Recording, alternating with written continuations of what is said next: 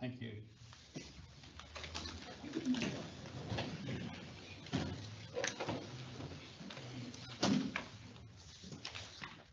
Item number 6, declaration of any material personal interest, conflicts of interest by councillors and or senior council officers.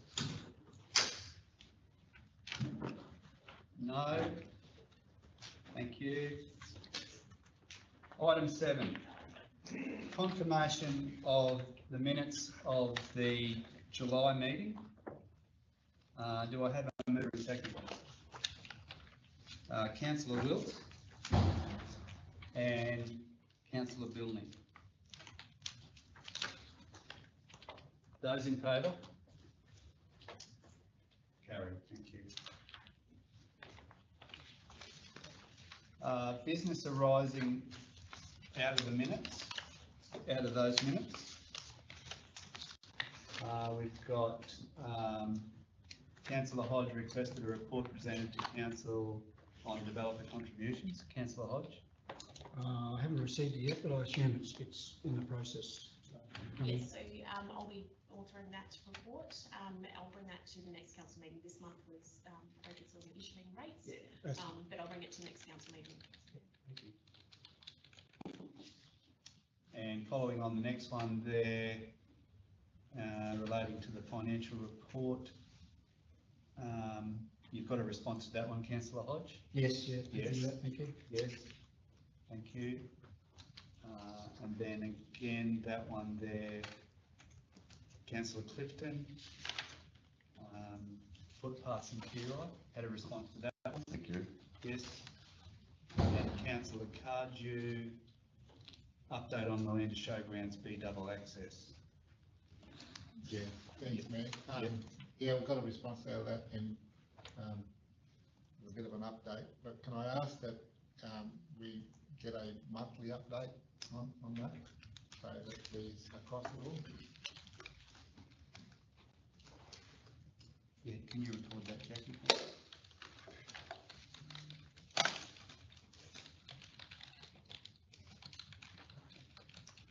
Any more matters arising from those minutes, councillors? So a A couple more. Oh, there is more, is there? Okay, sorry, we'll just get this done.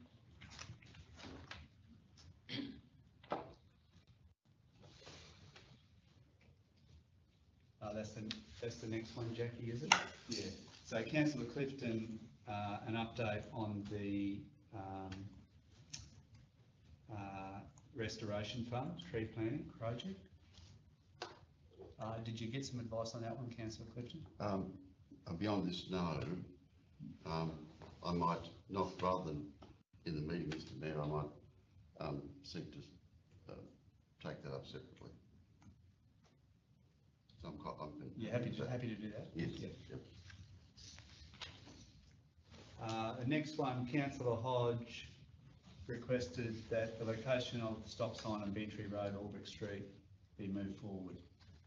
And we've got some advice there. Did you get that advice, Councillor Hodge? yeah, I've got the advice here where it says that it's probably not possible to move the sign forward, but I think it's Mark will be looking at cutting or removing some of the tree branches so that you can see the oncoming traffic. So you've got correct. That is correct, and in addition to that, so we're currently going through assessing what approvals and permissions we might require from an environmental, but also from a native title perspective. So very good. Are there any more further down there, Jackie? No, that's it. That's it? Okay. That's all the written ones from last time, councillors. Are there any that you wish to raise from the floor today? No. Okay, thank you. Now, we also had a special meeting last week, and those minutes are here today as well.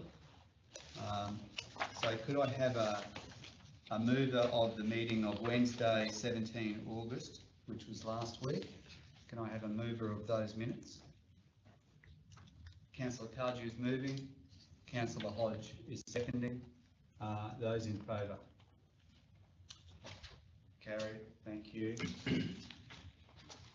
Any matters arising from those minutes?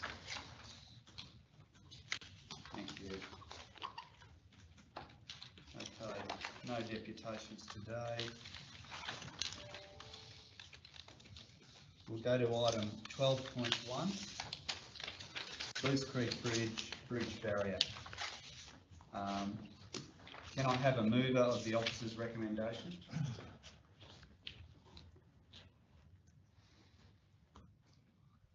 Councillor, No, excuse me, would it be possible to, open it for discussion? yes, if you don't. Can I have a mover to open it for discussion? Councillor Hodge is moving it for discussion. Councillor Clifton seconding.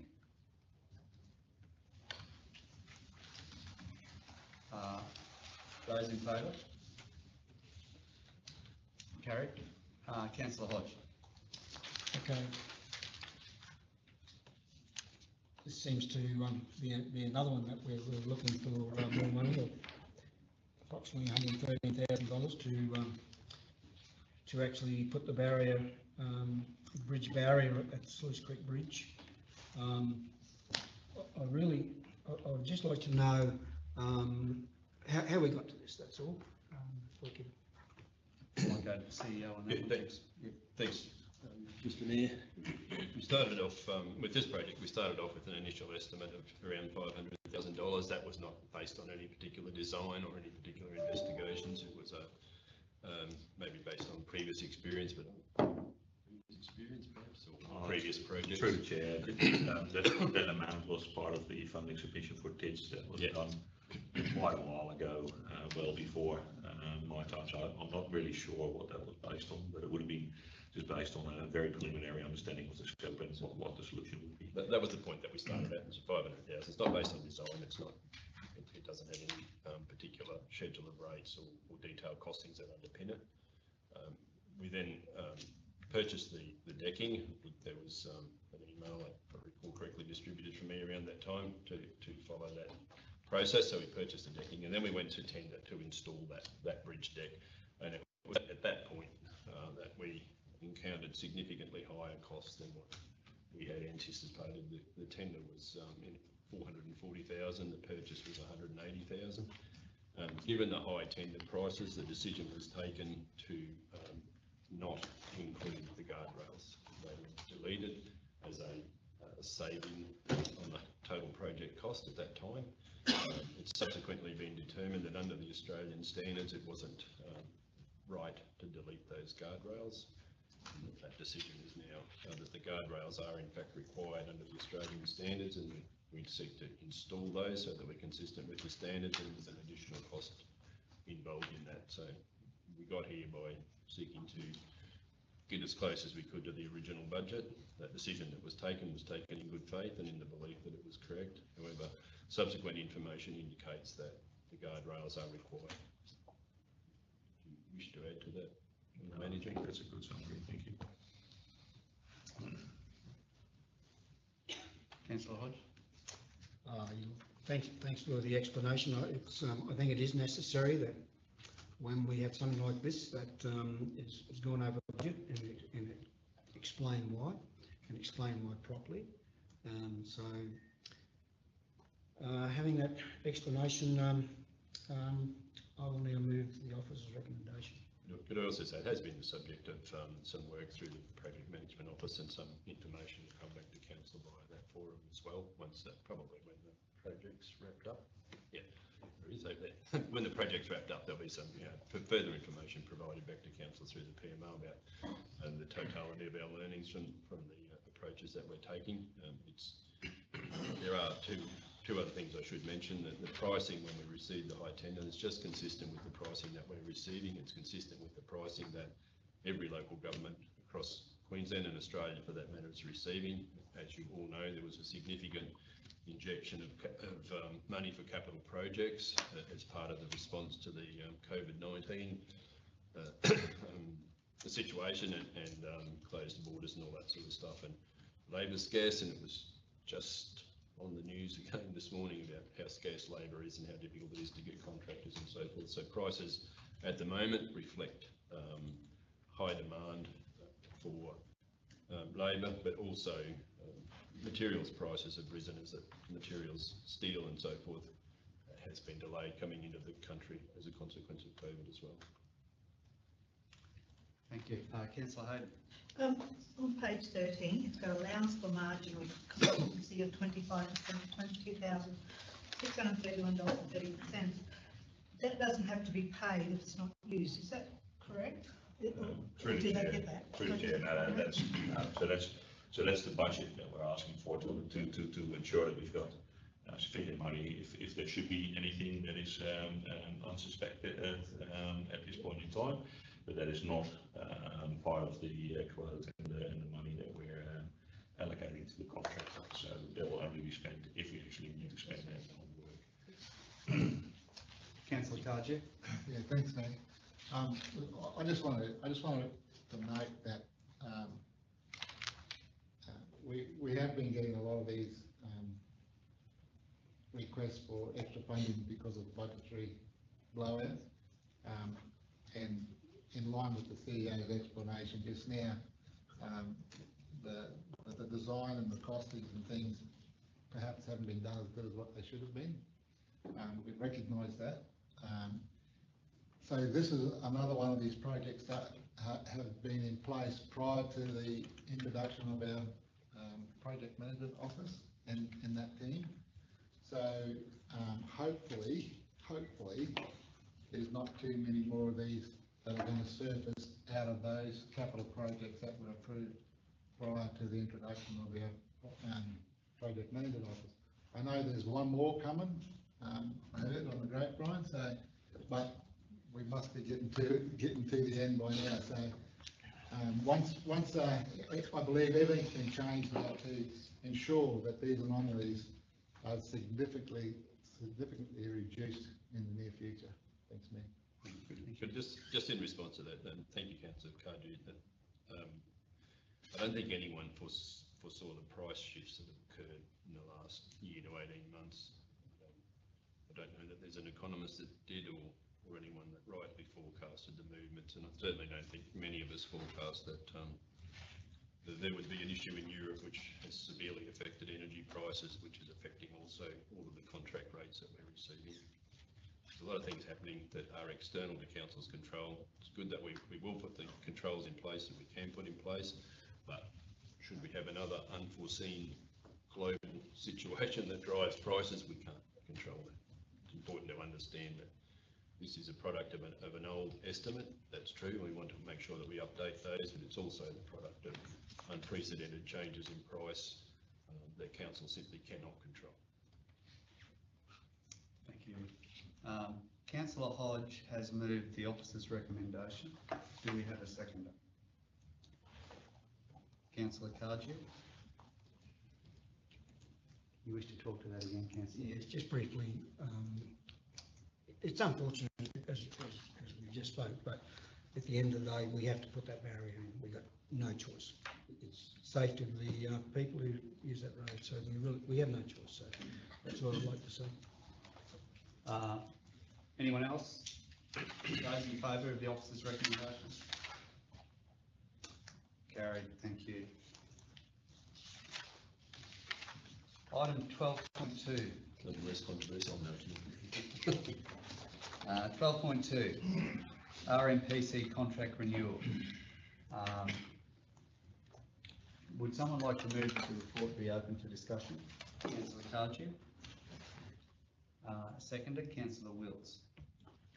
Those in favour? Carried. Councillor Cardew. Yeah, thanks, Mayor.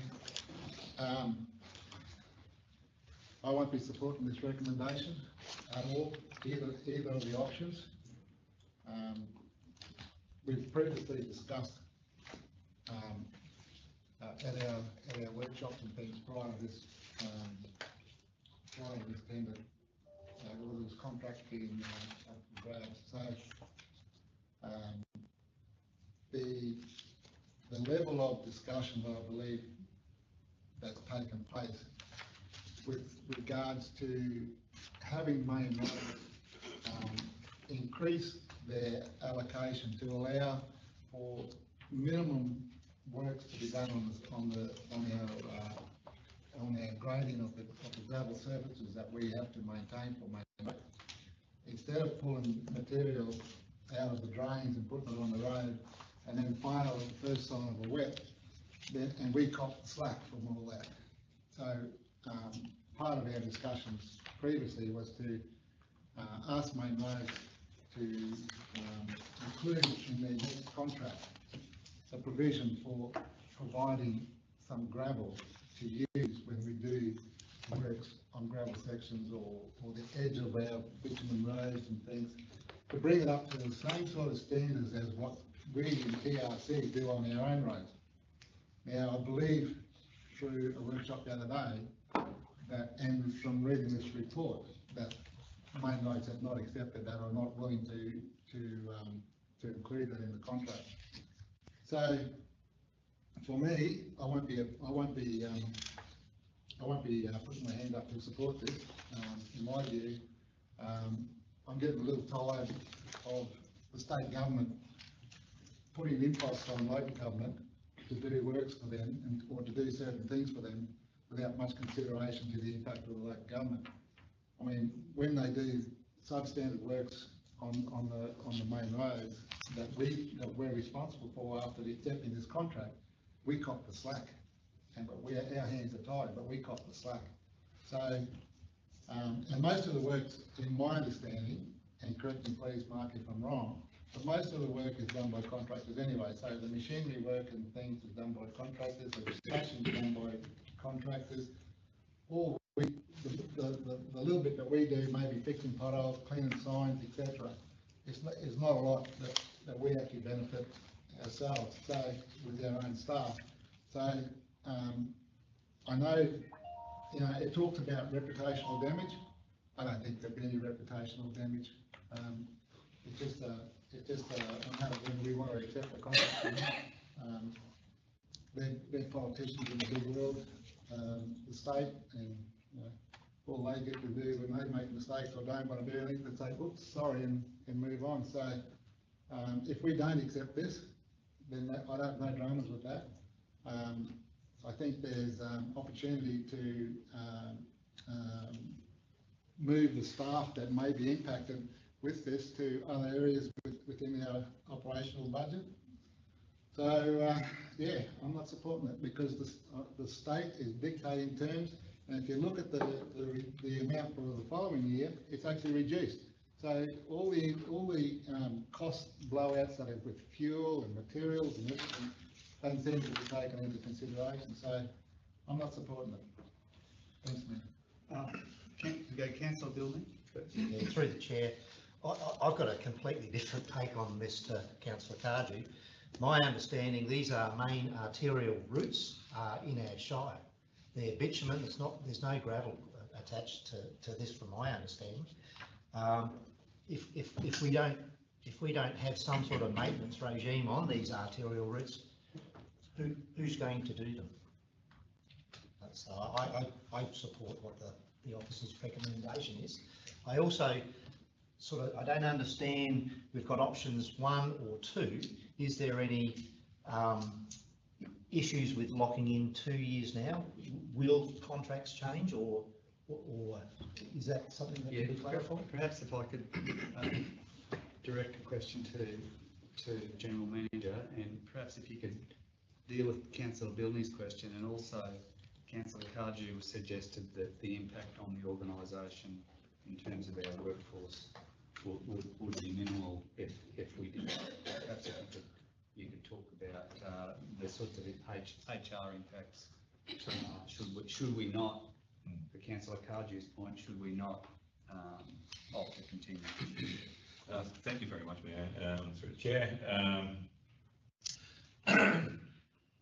Sorry, I've lost track of your question, Councillor Finley. The first one, just to reiterate, what's the issues between option 1 and 2 about locking in? Yeah, so basically, the Department of Main Roads would like to enter into a 2-year contract for a road maintenance performance contract, or routine maintenance performance contract, as they also call it. That's their standard approach to enter into a 2-year, because that gives them certainty, and they don't have to renegotiate a yearly basis, because there's quite a bit of work involved with renegotiating these type of contracts, and they do that, as you might understand, with pretty much all local governments across Queensland, so there's quite a bit of impost on them.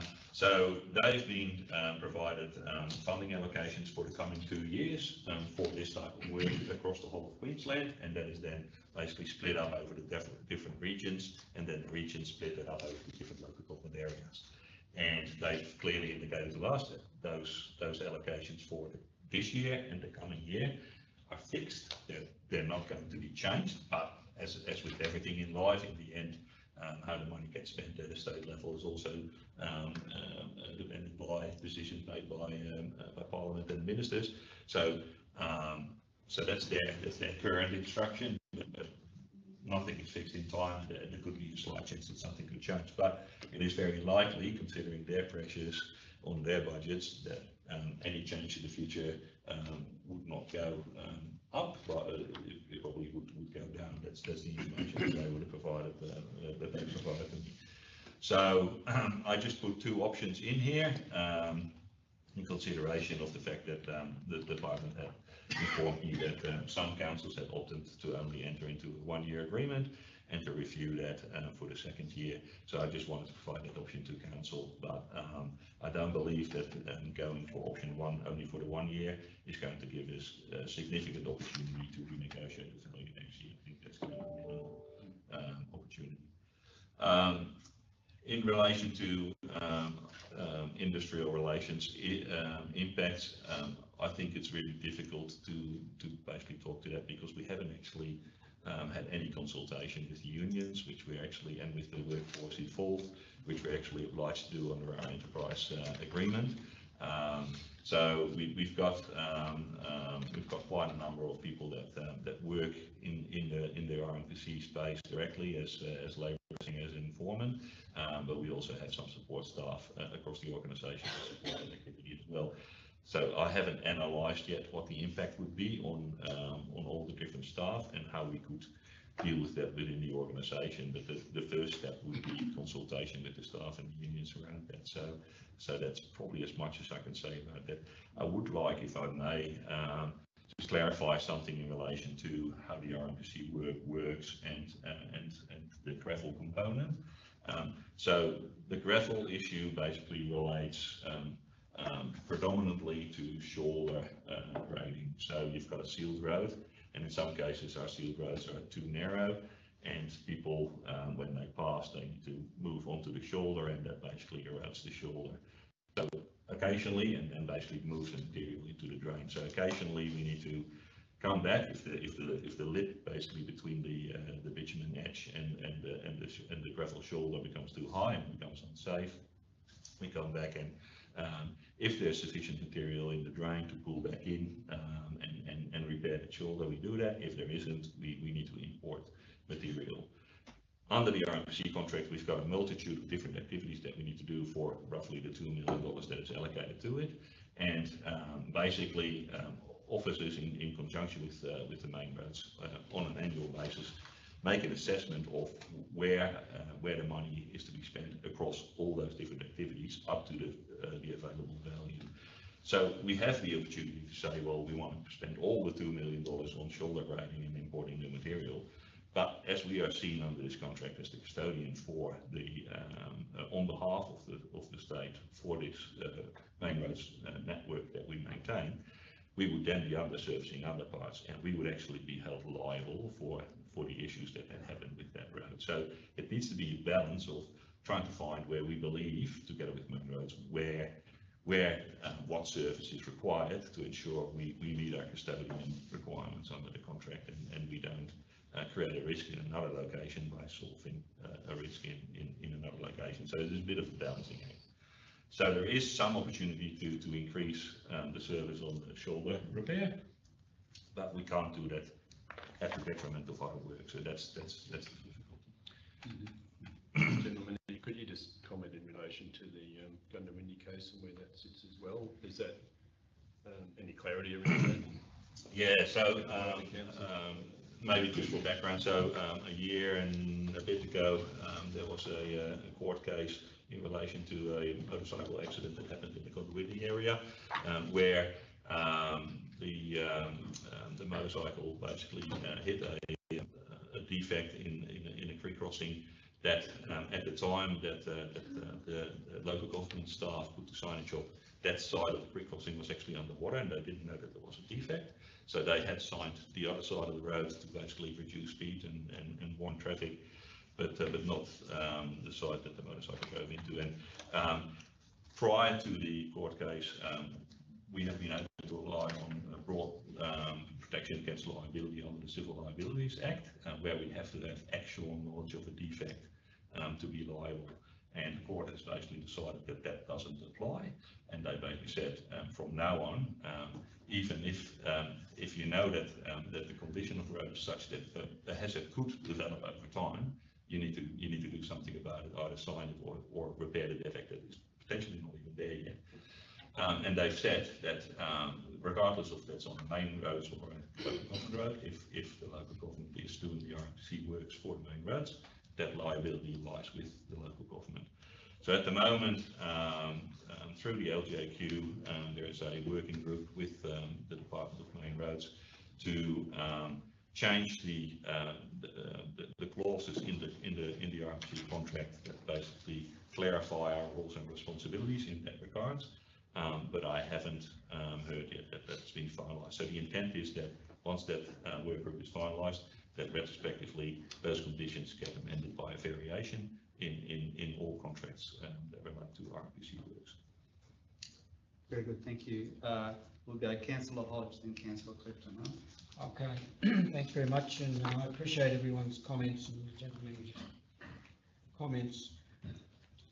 I'd like to tell the state where to go to. Don't get me wrong, I told you, but you know, I see this contract is for the first one is for this current year, 22-23. So we're actually into it now. And I guess we are actually doing the next one. Now, I'm probably prepared to move the officer's recommendation for 1, definitely not 2, because I can't see how, as we explained before, the prices are going up and their contract's going down. So there's no way in the world that I'll do option 2. In 3, there is a part there where it says delegate authority to the Chief Executive Officer in accordance with the Local Government Act 2009 to negotiate or finalise and execute any of those matters. Now, whether the CEO can negotiate any more money, I'm not sure, but we may try and at least go with that. I really can't want to see us taking $2.2 million excluding GST out of the budget. I mean, all this is, even though the major contractors are doing all the slashing, but it's through our procurement policy that, you know, they should be local people, so most of this work should be going to all the local contractors. And at the end of the day, it's up to us to, you know, as we said before, we have to make sure that everything's being done on the roads correctly. So I'm probably prepared to move option 1 and 3 for the CEO to negotiate and finalise and execute to the best of his ability. So, Councillor Clifton. Thanks, Mayor. My question is related to, directed to the CEO. Have we discussed this matter with FNQ Rock and the other councils within it? And is there in any way a common view that's emerged? It's been mentioned at FNQ Rock, probably the last 2 meetings, Mayor, but that's mostly around the Gundawindi matter. There's a recognition that the values have been decreasing over time, advocacy of the state around that for some time, both through LGAQ and through FNQ Rock, but it's not landed, it's not resulted in increases, Councillor Clifton, but there isn't any unified position that we should or should not enter into road maintenance performance contracts. That's left as a matter for each council. But we do receive an update from LGAQ each Rock meeting, particularly around the Gundawindi matter, which has been the last 2, my recollection, that it's still being discussed with the state. that impacts the risk profile of having the contract is why I asked the General Manager to discuss it. They move significant risk to local governments without any compensation, and that needs to be corrected. But no, there's no unified position from the FNQ, and it is discussed each period, each meeting. Yeah. I'd be prepared, councillors, to support items 1 and 3 on the basis that subsequently, as a result of that decision, we take the matter formally to FNQ Rock, to the councils that are there, with a view to coming up with a collective stance, not about the Gundawindi case, but because the day-to-day reality is, if the people who get, excuse me for using the term, screwed in this situation, is the council on the one hand, but the contractors who are all local people on the other. We'll have to try and screw them down at a time when every input that they have, they're subject to the same kind of pressures that we're subject to. So I would be prepared to support, because I feel that there's no other choice at this stage, 1 and 3, but I would urge the CEO and the Mayor to take the matter up with FNQ Rock, to discuss, as well as the Gundawindi case, the reality of all of those councils are faced with in terms of this contractual attitude of the state government. Noted, Councillor Clifton. Councillor Wills? Yeah, thanks, and through the chair, totally agree with comments that are made. We've got to look also at whether we accept option 1 or 2. There's like $2 million or $4.2 million put back into our circular economy, which is, to me, at this point in time, is so super important to us, with the uncertainty of where we're heading. I believe we don't have much of a choice in where we're going here. The works that are associated with this type of contract are absolutely essential to our road network, whether it be the major arterials or our roads, to keep them to a standard that is expected, not only by legislation but by our constituents. A question to the General Manager, if I could, the pros and cons of option 2. Thank you, Councillor Wilson, through the chair. The pro of going with option 2 is that gives certainty to council and to DTMR as to where we're going with the RMC contract in the following year. The con is that we basically sign up to a reduced contract amount and potentially reduce our ability to negotiate something else. But as I said, I honestly am of the view that our ability to negotiate a higher amount in the second year is very slim, but is never nil. So that's the only con that I can see. Councillor Through the chair, when you look at the list that we maintain, it's actually done by local contractors. It's actually done. Now, if it goes back to the PMR, we will be waiting for this road to be done, and there'll be people from out of the Shire, or the council area, doing these roads, and you'll wait 6 months for them. At least you have the local people doing most of this work here, and even our local workers. So we also have to take that. And the reason why it goes down every year, years ago, they used to grade all the way out to the limb on edges and all that. As the roads have been widened and fixed up, the money gets reduced because there's less expected work to be done because they've widened the roads and things like that. So that's why you'll find sometimes a reduction of some of this work and the money that we get allocated. Very good. Councillor Cardew? Yeah, thanks, Dave. Look, I acknowledge everything that's been said here, and I understand everything that's been said. But the state is still dictating terms to us, and we're just confident. And until such time as somebody stands up and says no, it'll just keep going. We'll just continue to pay what's given to us by the state. Prices are going up, their contract rates are coming down. So, if we take a stand, yes, it might hurt for a little bit, But by golly, if we take a stand, it'll be noticed, and the other local governments within the FNQ Rock who are thinking along the same lines as us, they also might make a stand. So, to get something changed, you've got to change. You've got to put your hand up to change it. Thanks, Mayor. Councillors, do we have a mover of a recommendation? Councillor Hodge? Yeah, I am going to move option 1 and 3, please. And as well as just my right of reply, and I appreciate what Councillor Cardew says, and maybe it's time for to have that full discussion at the LGAQ conference, whether it's this year. It's probably a bit late now for resolutions for the conference now, but particularly next year. So I'd like to formally move that. So Councillor Hodge is moving number 1 and number 3. Councillor Wills seconding. Yes. Councillors, any more discussion on this one? Those in favour of the recommendation that's been moved? Carried. Would you like that report? Yes, please. So, Jackie, could you report Councillor Cardew against that one, please?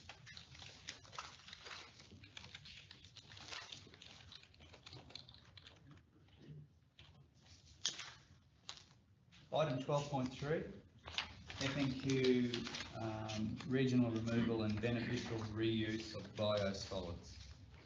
Do we have a mover of the officer's recommendation?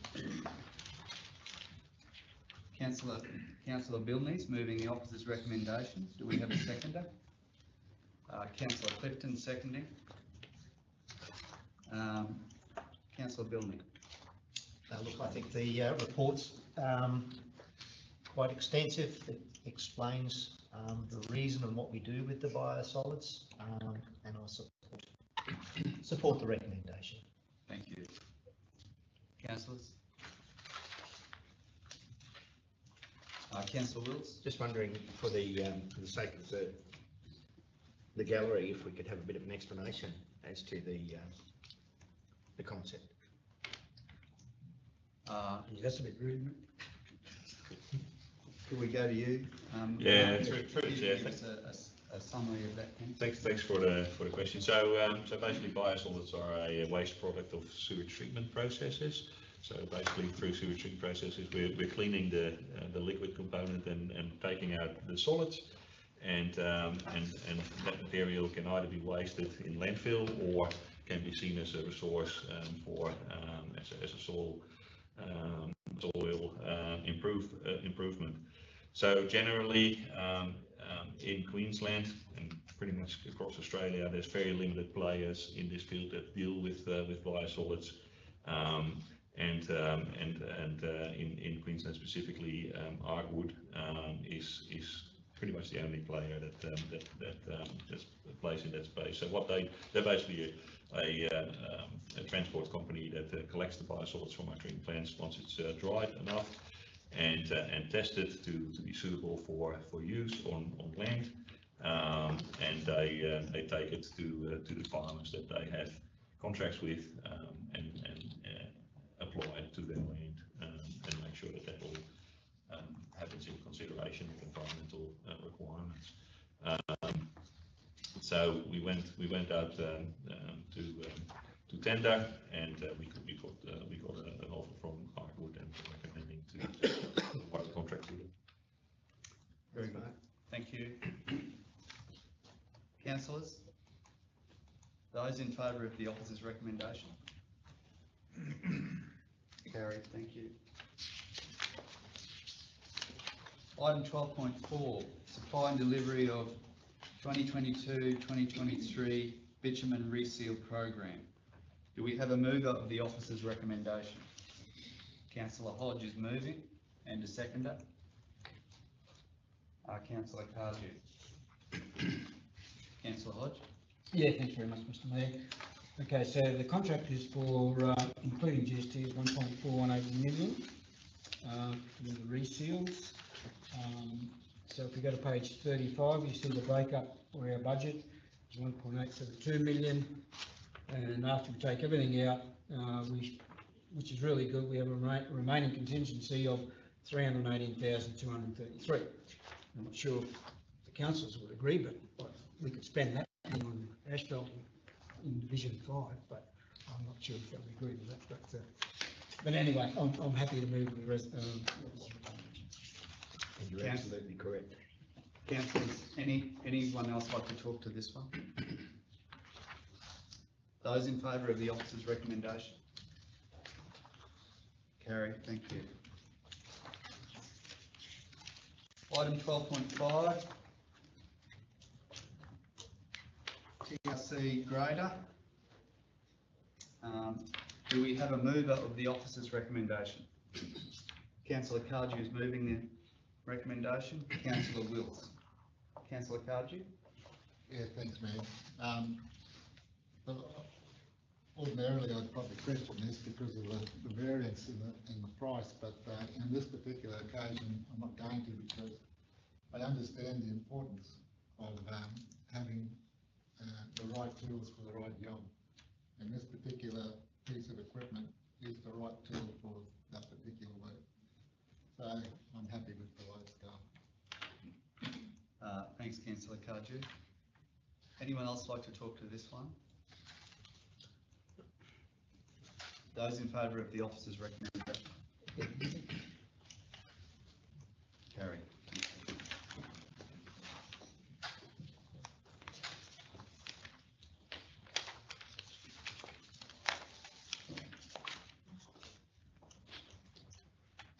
Item 12.6, water usage concession policy for sporting clubs. What I'll ask on this one, councillors, is that we open the report for discussion. Can I have a mover to open the report for discussion? So Councillor Wills is moving that. Do I have a seconder?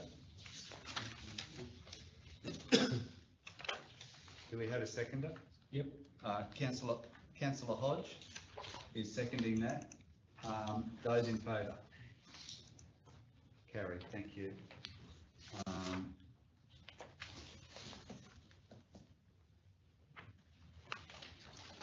Now we've got a, we've got a, Have to speak briefly to that, it's not really, doesn't only just put it out. yeah, so I'll just introduce the CEO here to talk to what we've done here. We've made some modifications in the last 24 hours over a pathway forward, and I'll hand over to the CEO. Yeah, thanks, Mr. Mayor. This policy was only workshopped on Tuesday. The reason for it has been delayed because there's been a gap in change in staffing in the water and waste area, and I want to thank Bruce for the work that he's done, or the acting manager for the work that he's done to get the policy in front of council. But I think it needs a little bit more consideration at a workshop level before we actually adopt it. And however, I am mindful that we have an ongoing issue with a large consumption from one of our sporting clubs. It does cause them some concern, and they're looking for some longer term direction rather than a bill by bill approach to that. We're mindful of that, and that's the reason that we pushed the policy through. However, from our workshop on Tuesday, we're anything but unanimous about what that should look like, I think, and it does require some more input. We've also unearthed some more information that we'd like to consider as part of that overall policy. So, and note, of course, that one of the difficulties on Tuesday was that not all of the sporting clubs have irrigation, and our arrangements are different place to place, and so we note that, but we'd also seek, following the feedback that we got on Tuesday, to bring to council with that policy a plan, a more detailed plan than we have now. We do have a program for rolling out meters in areas where we don't have meters. However, when water mains are breaking and sewers are blocking up, that program tends to shift to the back burner. So we haven't got as many meters installed as we might have liked. We need to put a plan in place that's more definitive and work out how we're going to resource that as part of what we're doing. But also, just in terms of the international club that I was referring to earlier, make a determination that gives them some certainty until this policy is adopted, and that the part 4 is based on the draft policy and based on the conversations that we had on Tuesday. That's all I wanted to say. Yeah, thank you. Yeah, councillor Cardew. Yeah, thanks, Mayor. Look, I'm glad that we've changed the original recommendations to what's in the policy. But I agree with the CEO's comments that we really need to get this right, and until such time we do, we should be asking one particular club to be forking out thousands of dollars to pay for water charges that other sporting clubs receive at no cost. So, but just going on in item 4 down there, I would be suggesting that we take that megalitre value up to 7.5 megs as per what the active playing surface recommendations are that you need to, the amount of water that you need to supply on the playing surfaces is 7.5 megs. So I'd be looking to change that to 7.5 megs, because on 5 megs there, as per the email that we got from the water officer, this club would still be up for $2,700 per, I think that was per year. Per year. So they're still paying money, where other clubs are getting the water for nothing. So let's all be on the same playing field with these clubs. And we need to support these clubs. So until such time as we can get the policy sorted out, have that increased to 7.5, where, and then, you know, if the club uses more than that, then, yeah, then they pay. But until we get the policy sorted, let's take it up to 7.5, where that will just about bring them to zero, if I'm not mistaken, until such time we get the policy sorted. Thanks, Nick. Thank you. Councillors? We'll go Councillor Wills and Councillor Hayden. We had quite some discussion about the base quantum of water. I have to agree with Kev or Councillor Cardew here, in that until such time as we get the policy set and meters, because there are other sporting organisations that are using unknown quantities of water, and until such time as we do have a baseline across the community and this policy in place, I think that we could be seen to be unfairly disadvantaging what is our biggest club that we have in the Shire. So I agree for now, until the policy is struck, for the 7.5. Thanks, Councillor Wills. Councillor Hayden. Okay, so I have no problem with the water usage, but to me it's a mega usage of water to irrigate a ground when other clubs are paying. They may not be paying through the council water meters, but they actually are pumping a lot of water, and they do pay their fuel costs and everything else. So to me, they're pumping out of bores to keep their grounds green and everything else, and yet, so how do you compensate them? To me, I think there should be a limit, and then we get into the dry season, and Mount Garnet has run out of water before, so has Ravensay. So to me, we have to be careful that we don't open up the floodgates for a lot of fields to be irrigated. That will take the option to start putting their hoses on the ground without the meters, that's all. I just want to be mindful of the conservation of water that we seem to lack at them sometimes in the dry seasons. Are you suggesting a lowest volumetric threshold? I'm just saying I'd like to think that responsible water usage should be adhered to, quite frankly. Yeah, okay. Did you have your hand up to Councillor Billy? No, I'm happy to though. No, I've got some others. I just thought I saw yours before now. So Councillor Hodge and then Councillor Cliff. Yep, okay. I'm happy to support Councillor Cardew's at this point in time, but and of course, if we do have water shortages during the year, I think it is council has the right to say, you know, everyone, so the international club, listen, we're on water restrictions. Please be careful how you doing your watering or your irrigating. You need to cut back a bit, so we can do that. And so 7.5 megalitres is the benchmark, and for I'll just go to Bruce here. The 1.8. So I think they've got 1.8 hectares the National Club and the thing, so that'll give you around maybe 9 to 10 megalitres. Yes, good, Councillor Hodge. I've just merely looked at the Google Earth images and done an estimate of the area that's the three fields that are there. It's around about 1.8 hectares. It might be a little bit more, a little bit less. And based on the last 12 months' water consumption, they would fall under that 7.5 megalitres per hectare. Use less than that. Yeah. With Councillor Clifton?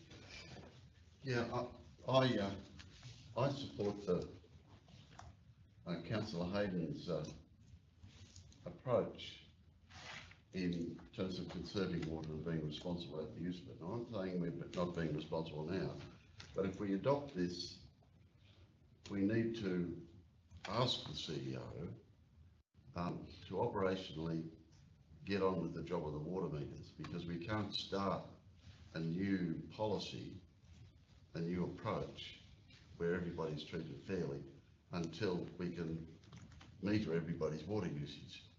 So I support what's here on the motion that's before us, but I would urge that we treat the installation of water meters on all of these places as an absolute priority. That's the purpose of the plan, that we have some definitive dates, and I'll let you know what the resourcing implications are and how we might roll that out. We're also have compiled subsequent to Tuesday some additional information that the acting manager's provided in relation to the number of irrigated surfaces that we have and that may fall under this policy, which is not as extensive as you might think. Spending a lot of time and angst about what at the end of the day is not a massive budgeting cost. Thank you. Councillors?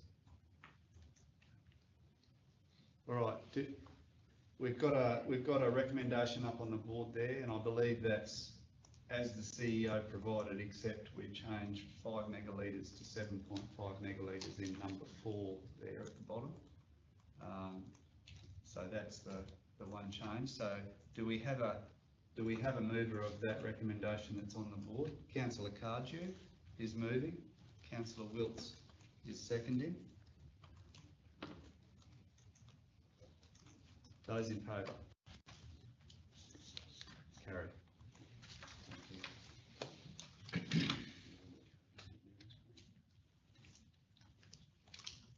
Yeah, we might take a small break for. Just one question, Mr. Mayor. This policy, the policy we just passed, that goes on this particular rate notice? That resolution, well, the rate notice is possibly issued, we recognise that. Okay. Make adjustments. So making too much work for my colleague, but we'll make adjustments. So we'll take a 10-minute break, councillors.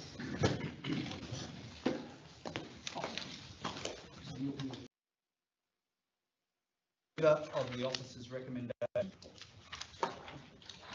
Councillor Hodge and Councillor Clifton. Councillor Hodge. Thank you. Just a couple of questions. There was one I noticed that I asked the CEO while you were away the other day in regards to the negative amount in the rates and levies, and I did see an explanation that was understood with concessions.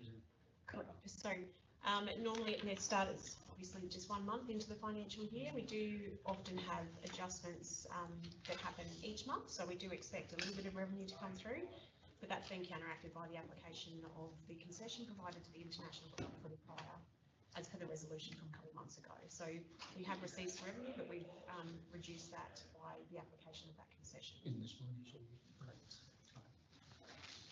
Councillor Clifton. Thanks, Mr. Mayor.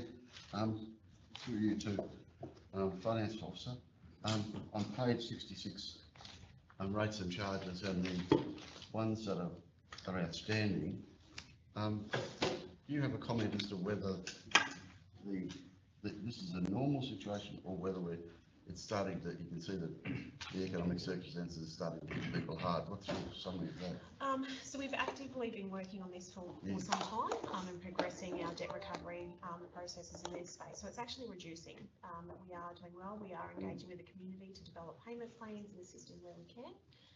So this is actually a reducing number. Okay. Thank you for that. Thanks, Mr. Mayor. Councillors, any more questions for the manager? Yes, sorry, Mr. Councillor Hodge? Just, always, these are good news. And I see the explanations are the employee benefits are down 8%, or the salaries, if you want to call it that way, due to some staff vacancies. And the other one is almost a similar percentage materials and services. But I suppose a lot of the cost of what's going on this will be coming through next year. Yeah, so we're starting the financial year. We do do appeals and keep up in that space, but often if we don't have the resources as in the staff to deliver the work, then also not consuming the materials to do that as well. So they often do better independently. Okay, that's it. Thank you. Final call, councillors. Any more questions? Those in favour of the officer's recommendation? Carried, thank you. Item 13.2, annual disaster management exercise. Do we have a mover of the officer's recommendation? Councillor Wilts, and a seconder? Councillor Bilney. Councillor Wilts? Yeah, the report is fairly self-explanatory. There's three factors that will be incorporated in this. It's Wild River Dam Emergency Action Plan exercise, business continuity exercise, and radio exercise. Radio communication could be, in the event of a major incident, a major disaster, it could be our only form of communication that we have for some time. So that goes hand in hand with the business continuity.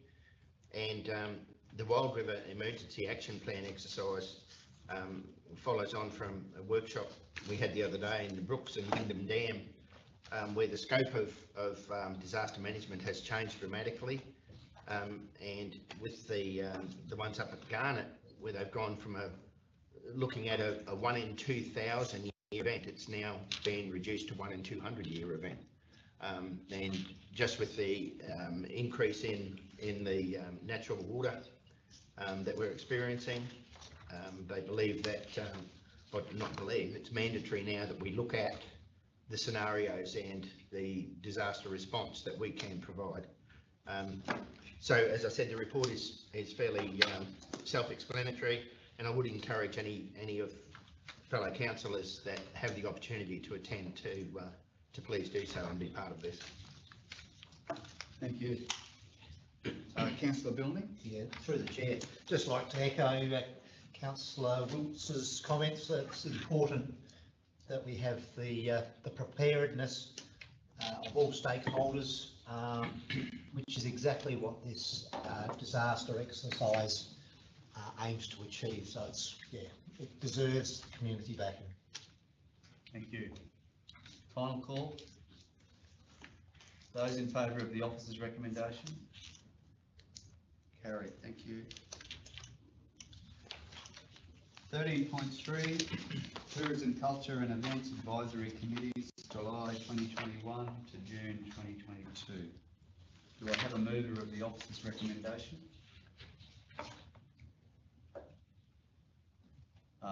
Councillor Hodge and Councillor Wilts. Councillor Hodge. No, I'm happy to move the recommendation. Basically, it's an update on the on all those committees, and so I'll just take it as read. Thank you. Thank you. Councillors, anyone wish to talk to this one? Those in favour of the officer's recommendation? Carried, thank you. Item 13.4, Urban and Mining Centre Advisory Committee. Do we have a mover of the officer's recommendation? Councillor Bilney and Councillor Cardew. Councillor Bilney? No, look, I endorse the officer's recommendation. Thank you. Councillor Cardew? No, I'm happy to. Yeah. Those in favour? Carried, thank you.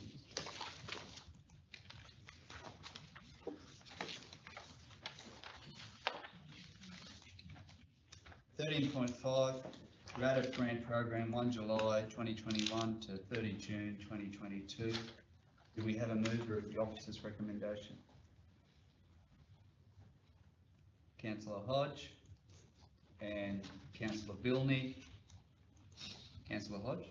Yeah, thanks, Mr Mayor. Happy to move the officer's recommendation. This is a really important part of our the arts and culture in our in the TRC region, so I'm very happy to move the recommendation.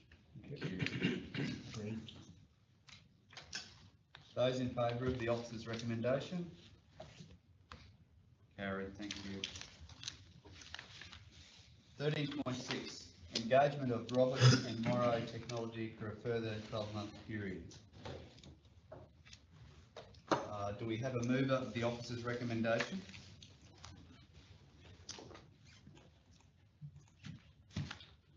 Would it be possible to discuss this, Mr Mayor? Yeah, well, we can, if Councillor Hodge would like to move that we open this for discussion. So Councillor Hodge is moving to open it for discussion. Councillor Clifton seconding. Those in favour? Carried. Councillor Hodge. Oh, I do this all the time, don't I, to you? So, I see all this. It's a condition. Taking medication for it. Okay, so now seriously.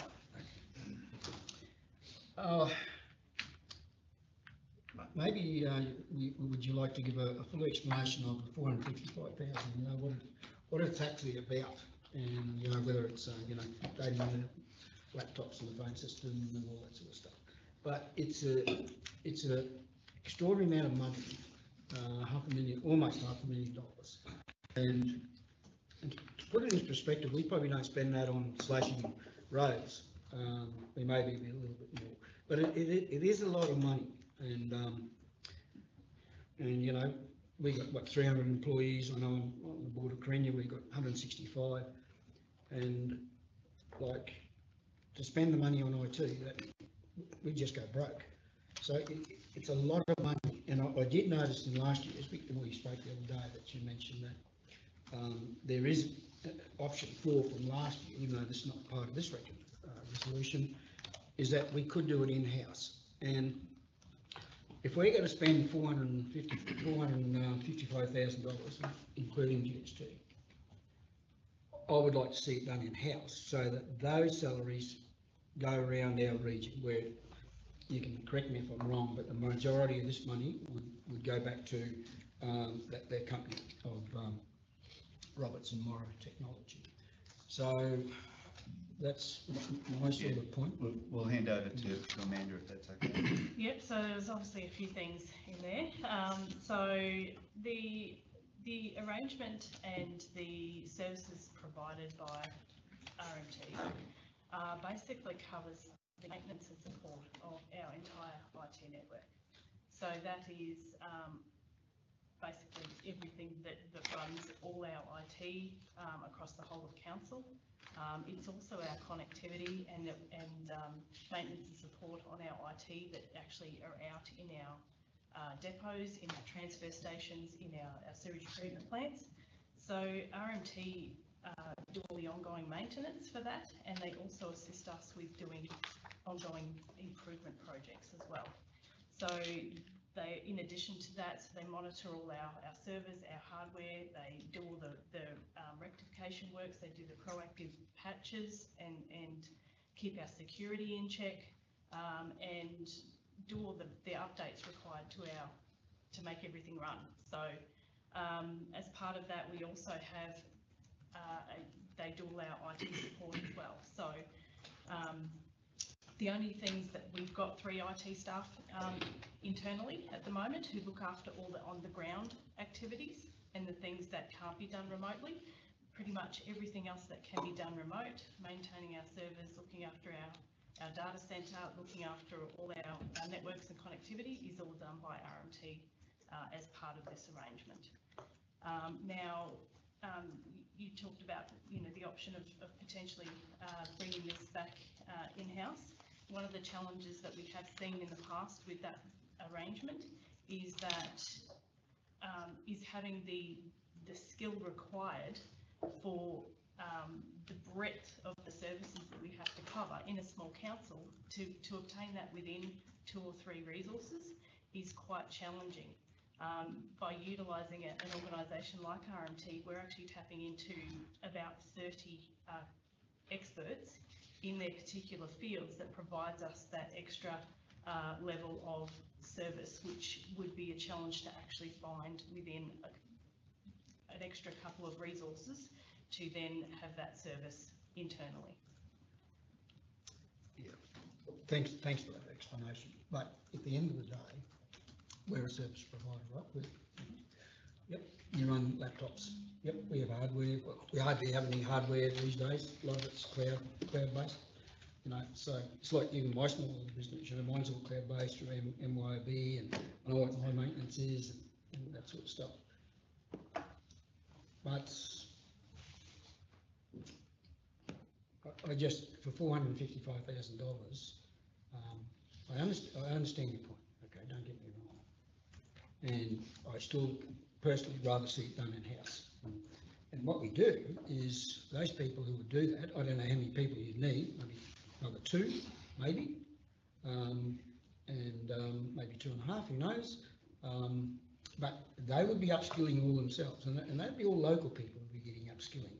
I just don't want to see this $500,000 just float up to, and of course that's what they do. It's all remote. They don't come here. It's all just log in. I know when we just had all our laptops up, done up. You know, they just a phone call. Yep, 30 seconds, and they did, and our emails have changed it. You know, now we got it on the end of it. We've got about that long instead of this long. So anyway, that's my point. I don't know what the rest of the councillors' views are, but that's just my point. Councillors? Just add a comment there. We had this reviewed externally 12 months ago in terms of value for money and the right way to deliver the service, and we got an answer about that. But this is probably the way that most local governments, we divide it up between in-house. It's not that we have no in-house IT resources, we do, but we split that between in-house and contract. Were we to seek to secure that in-house, as you've mentioned, then the risk of gaps in that service for periods of time when people resign, move on. IT is one of the areas where, again, as a nation, we've been underinvesting to some extent. We now find ourselves with labour shortages in that space, so it's not unreasonable that there would be turnover, and each time there is turnover, that risk sits with us. At the moment, we contract out some of that risk, as we do across a range of services. It's also the case that we have quite a complex environment with our depots, our water treatment plants, so it's not a valid comparison, I think, to liken it to Corinna or to our own businesses, where we have just, you know, I look after my own IT as well for my business, but you know, it's a laptop hooked onto a Wi-Fi network, and that's the extent of the complexity. And ours is far more complex than that. It's also the case that when we show this contract, it is divided up across a range of our services, but at this point in time, we don't necessarily show all of those offset all of those recoveries from the water and sewage business units that do pay in part for the services that they consume through this contract as well. Councillors? Councillor Cardew? Yeah, thanks, Ben. Well, I share Councillor Hodges' views as well. I struggle with, you know, my views have been open all the way through with IT, with our IT section, and it costs us a lot of money every single year. It's cost us more than what it is for operational or road construction, for our maintenance operations on our road network. So I just can't. We need to change it somehow. We need to do something better or different or something. So I'm on the same line as Councillor Hodge, and yeah, I won't be supporting it. I think we've got to take the step at some stage to try and bring everything back in house, manage it ourselves. That's my view. Thanks, Mayor. Councillors? Councillor Clifton? Yep. It's one of these complex, thanks Mr Mayor, it's a complex problem. I note that the cost benefit analysis says that RMT is giving us good value for money and continues to do so. I wonder, I asked the question, if I may ask the question, this $450,000. Plus I note in our 10-year capital program, there's $80,000 for replacement equipment. So $500,000 a year is going to be a continuing, ongoing impost against us for how long do you think? Forever? Yeah, so yes, so to maintain all our networks, to have all our equipment, to run our IT, to be able to run our business services, there are ongoing costs. So the 80,000 that you've referred to of ongoing costs is for continuous replacement of our physical hardware. So computers, laptops, iPads, mobile phones as well.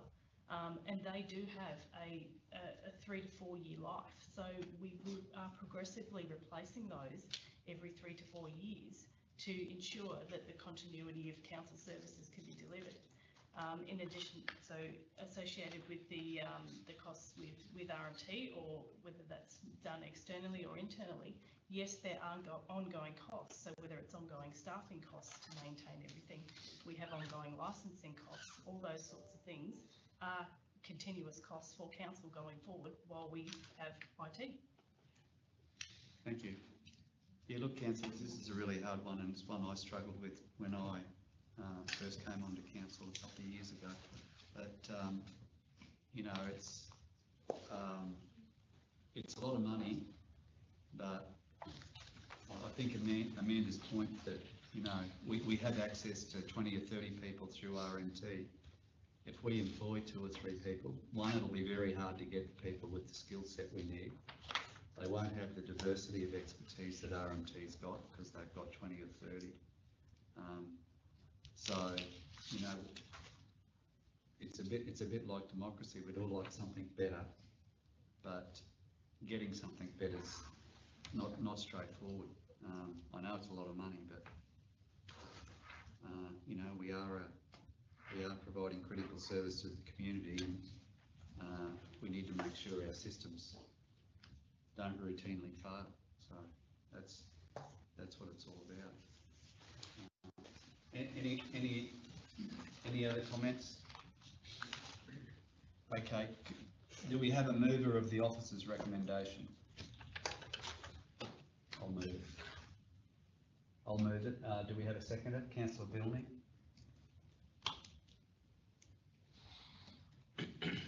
Those in favour? Carried. Would you like them recorded? Please. Okay. So if you can record 2 against, thanks, Becky.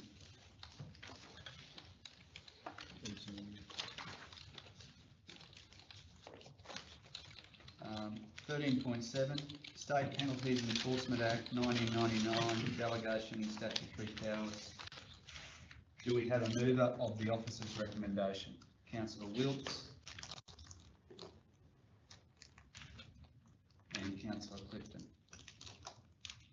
Councillor Wilkes? No, the report's fairly straightforward. It's just a administrative power that we want to delegate to the CEO.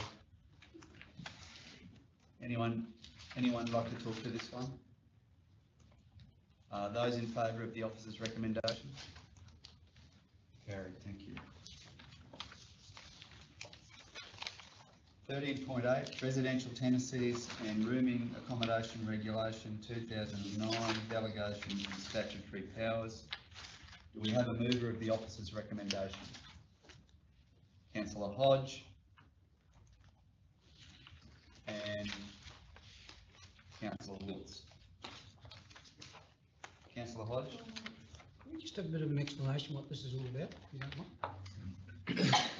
Yeah, we adopted some delegations a meeting ago, maybe the meeting before, and this report corrects the numbering. Okay, thank you. Section numbering and wording, but perhaps Phil can just explain. I can probably solve this one. Thanks, Phil.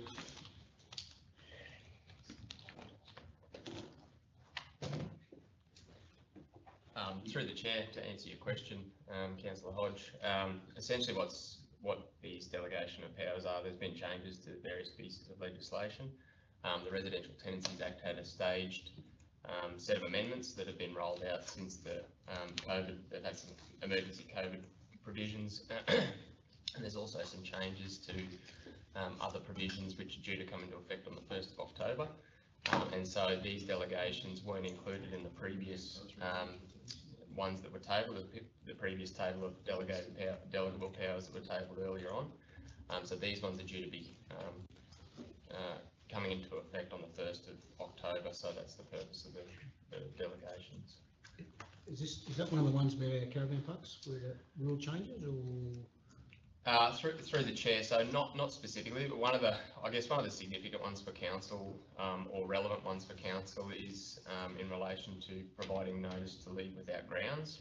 The impacts of that change across the industry, so this has been flagged by the REIQ,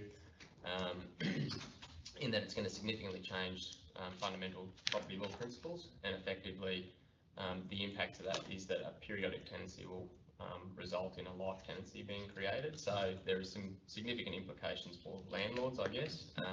It's not going to affect the council so much, in that the decision around the caravan park was made well in advance, because we were aware of this and we actually foreshadowed these changes coming into effect. And to give effect to council's direction to no longer enter into movable dwelling agreements, over the last couple of years we've been progressively working through those permanent tenancies. So just to eliminate that risk of council having a series of life tenants effectively.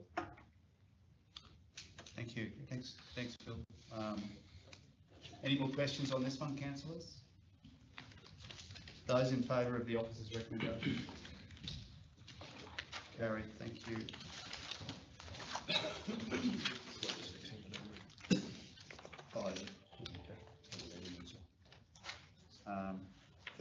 13.9, heavy vehicle national law delegation of statutory powers. Do we have a mover of the officer's recommendation?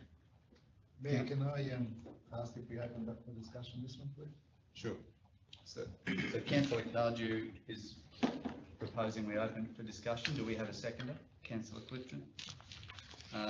Those in favour? Carried. Councillor Cardew. Yeah, thanks, Mayor. Look, I more than anyone probably understand the importance of delegations to council officers. It is important and we do need delegations. However,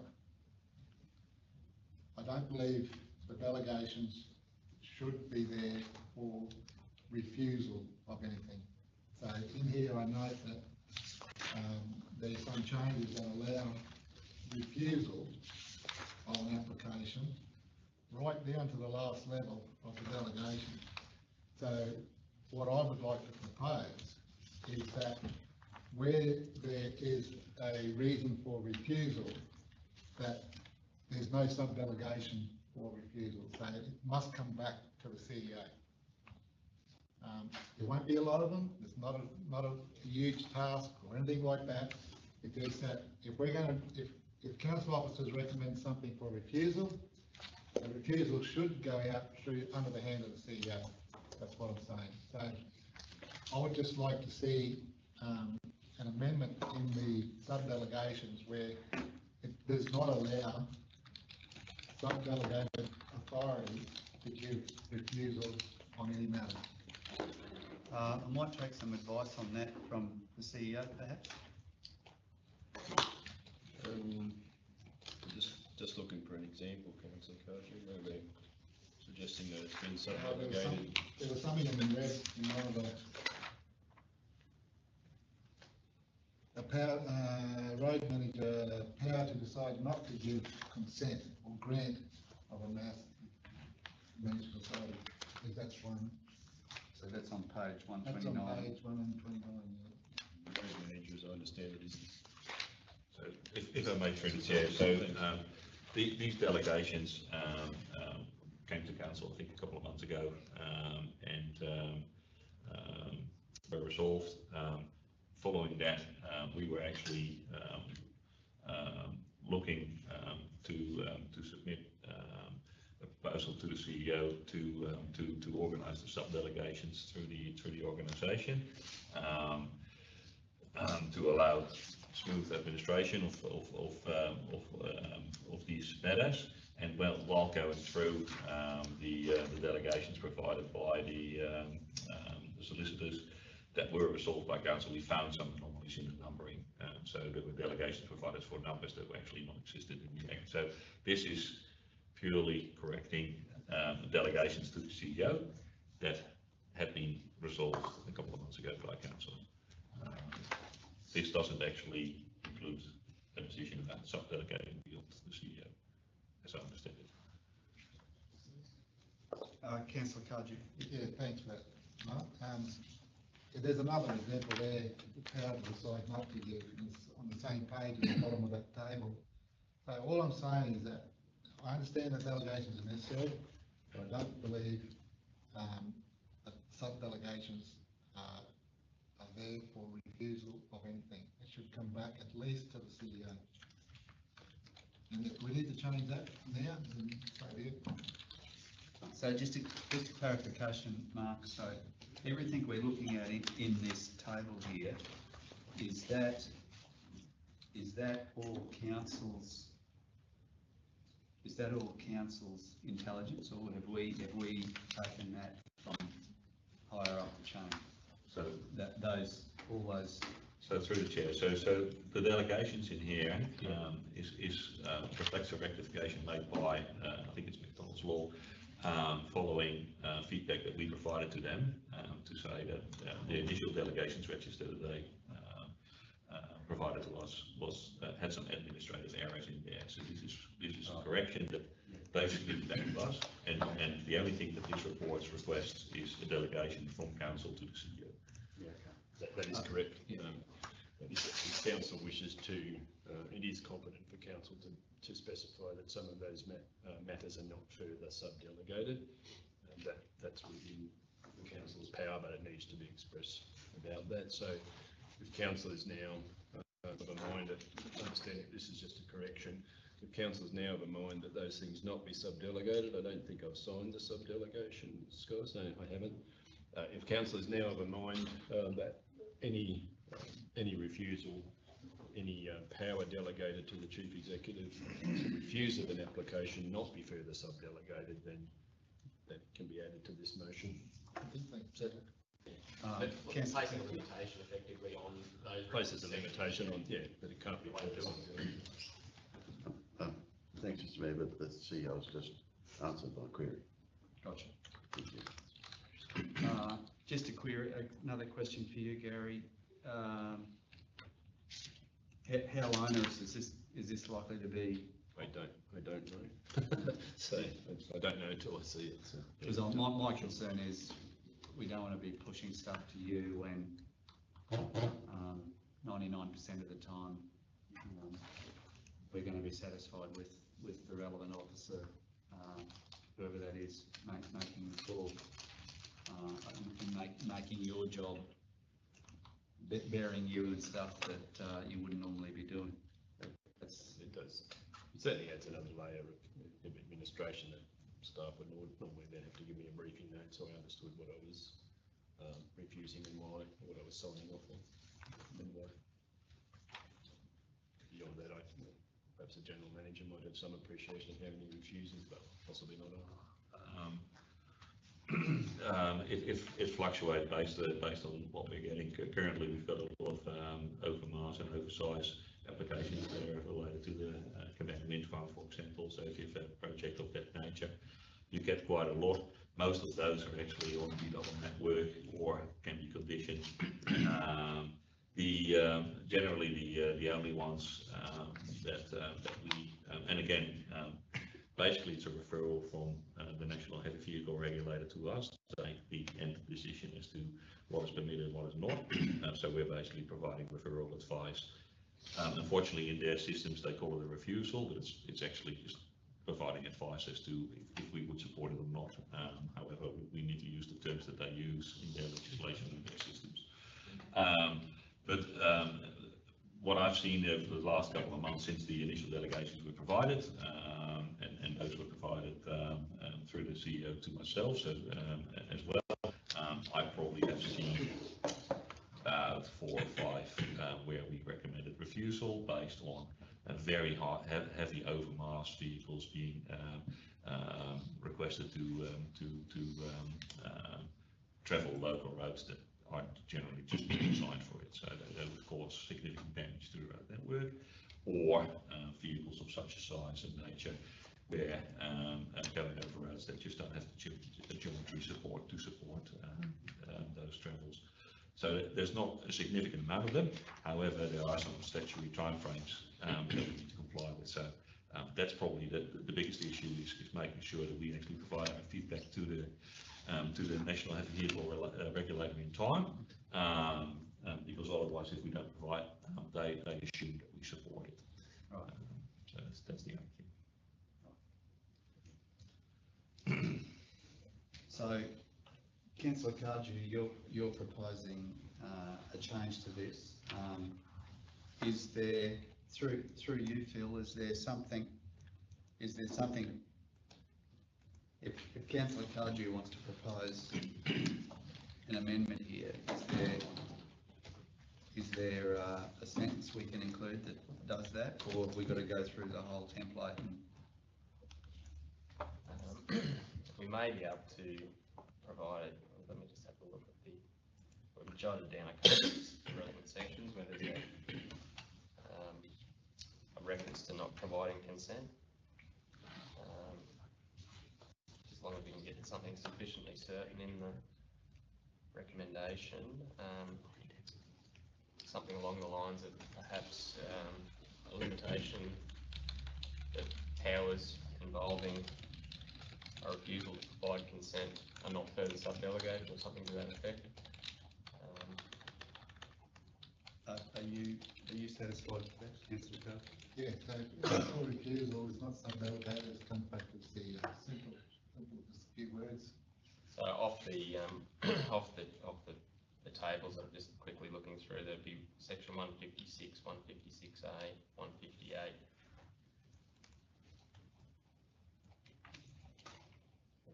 I guess the would it be wise deferring this to the next meeting if rather than try and do it on the fly? Through the chair, I guess the consideration would be whether there's any pending applications where we require these to be tidied up.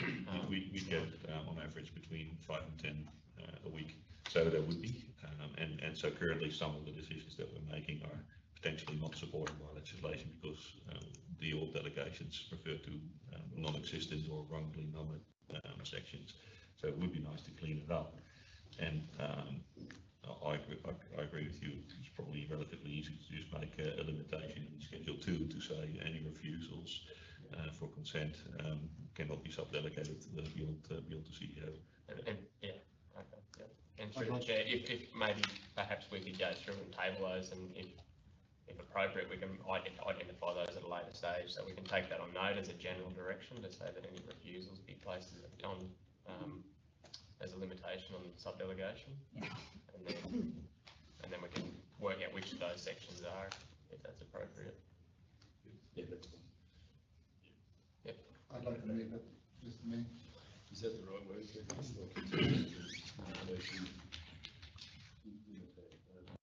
Refusal of consent. So between involving and buying. Usually involving the withholding of consent. Is that right? Possibly. Yeah. Or maybe the power of the CEO to sub-delegate. Yeah. Where am I putting that? So just at the beginning of limitation, so Yeah. The power of the CEO to sub-delegate.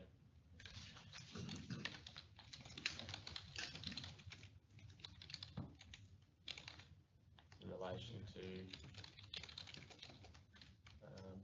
delegable powers.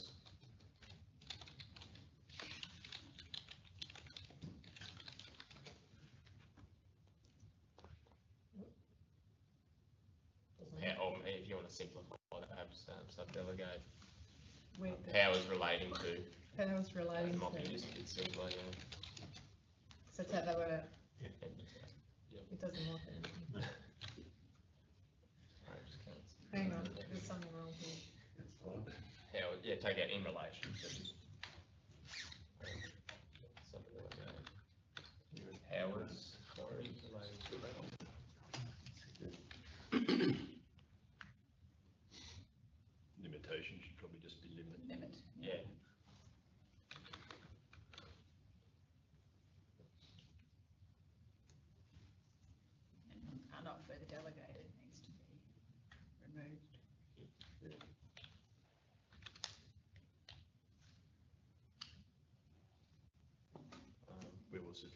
understand what you mean, and we will bring it back with a list of sections that are not further sub-delegated. I guess those ones, just quickly through the chair, the ones relating to not providing consent seem to be limited to part 4.7 division 2. I don't know if there's any other relevant limitations. I haven't had a chance to review, but depending on the circumstance, whether it's limited to just For the consent. purposes of today, Yeah. I think it's fine. We understood the requirement.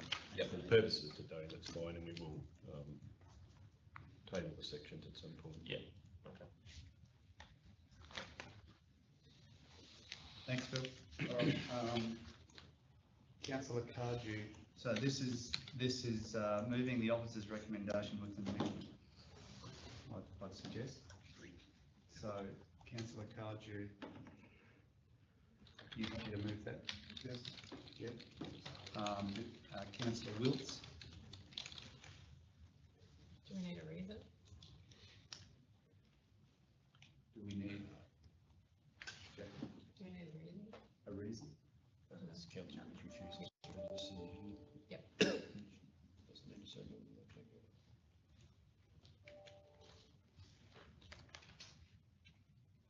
So we have the officer's recommendation with an amendment, which is moved by Councillor Cardew, seconded by Councillor Wilts, and the amendment is up on the screen there.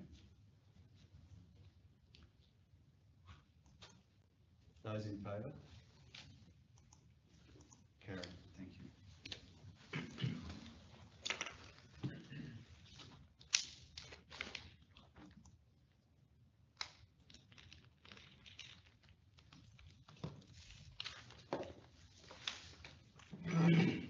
Item 14.1,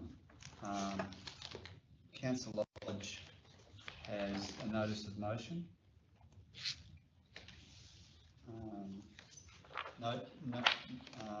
Service maps. Councillor Hodge. Just to, I'd like to, the wording is, in that where it says further, just says that further any amendments to these areas to be provided to council within 20 days. That's not, I haven't written that very well. It just should be that any further amendments to the areas be authorised by council. But you Before I move it, is can it you possible? talk to this one a bit? Yeah, Councillor Is Hodge? it- Yeah, Could I just make a comment? I'm not sure that that's necessary. It's a requirement. Required by It's required by legislation, so placing it in a motion is just redundant. okay, so we can, We can't do other, we can't amend them other than by resolution, so to state it is just redundant words. that's fine. So I'd rather, yeah, talk to it first. So there could be a reason why the maps are not provided. So would you rather me do that, or I can move the motion? Well, yeah, according to the CEO, it's not required, but if you've got some other. No, that's No, the not the second first part. part. The second part Ah. isn't required because it can't be done any other way. Oh, okay, okay. Yeah, okay, yeah, go ahead, thanks. Okay, so basically, in our first budget, you would all notice that we had the service area maps. So it tells you where the maps where all the charges are applied to. Now, so that was the very first budget. For some unknown reason, and there could be a reason why, the second budget, it was changed. This one here said refer to Appendix 1, which is all your maps, okay? This one, the next budget said, say water, areas can be obtained from maps titled Water Service Area available on council website, right? Now, I can't find them, right? But that was in that budget. In the next budget, it disappears. There's no mention of everything where the service maps are. The only thing I did see, I think under waste, where it says, as designated by the maps titled Waste Collection Divisional Boundaries available on the council website. So what I'm trying to say is, traditionally, we always had the maps every year since Christ was born, if you want to put it that way. But for some unknown reason, in the second budget, we weren't asked, do we want to have them or take away? They just took them away for some unknown reason. So that was gone. So now, the second budget, they said it was on their website, they're not on their website. And then and our last budget that was just approved, that wording's gone. It's nowhere to be found. So that's why I asked that the service maps be provided. Basically, the ones that we were given, it's very, very hard to find where you are. It's like if the map was taken from way out in space. You can't, there's no roads, there's no nothing. So there may be better maps available now in our system that provides a lot more detail on where it is, but it's very, very hard. And in one space in here, I noticed on, say, in the development in Youngaborough, Lincolns, the whole lot is totally in blue, right? So the whole part's in blue, where say Sunset Ridge is not, it's not there. So now, if there has been any changes since our very first budget, we have not been notified. So that's my point. Thanks, Peter. So, and can you provide any advice on that one, Hillary? Or? So I can talk to the budget documents, and then General Manager Infrastructure might provide more information around the actual content.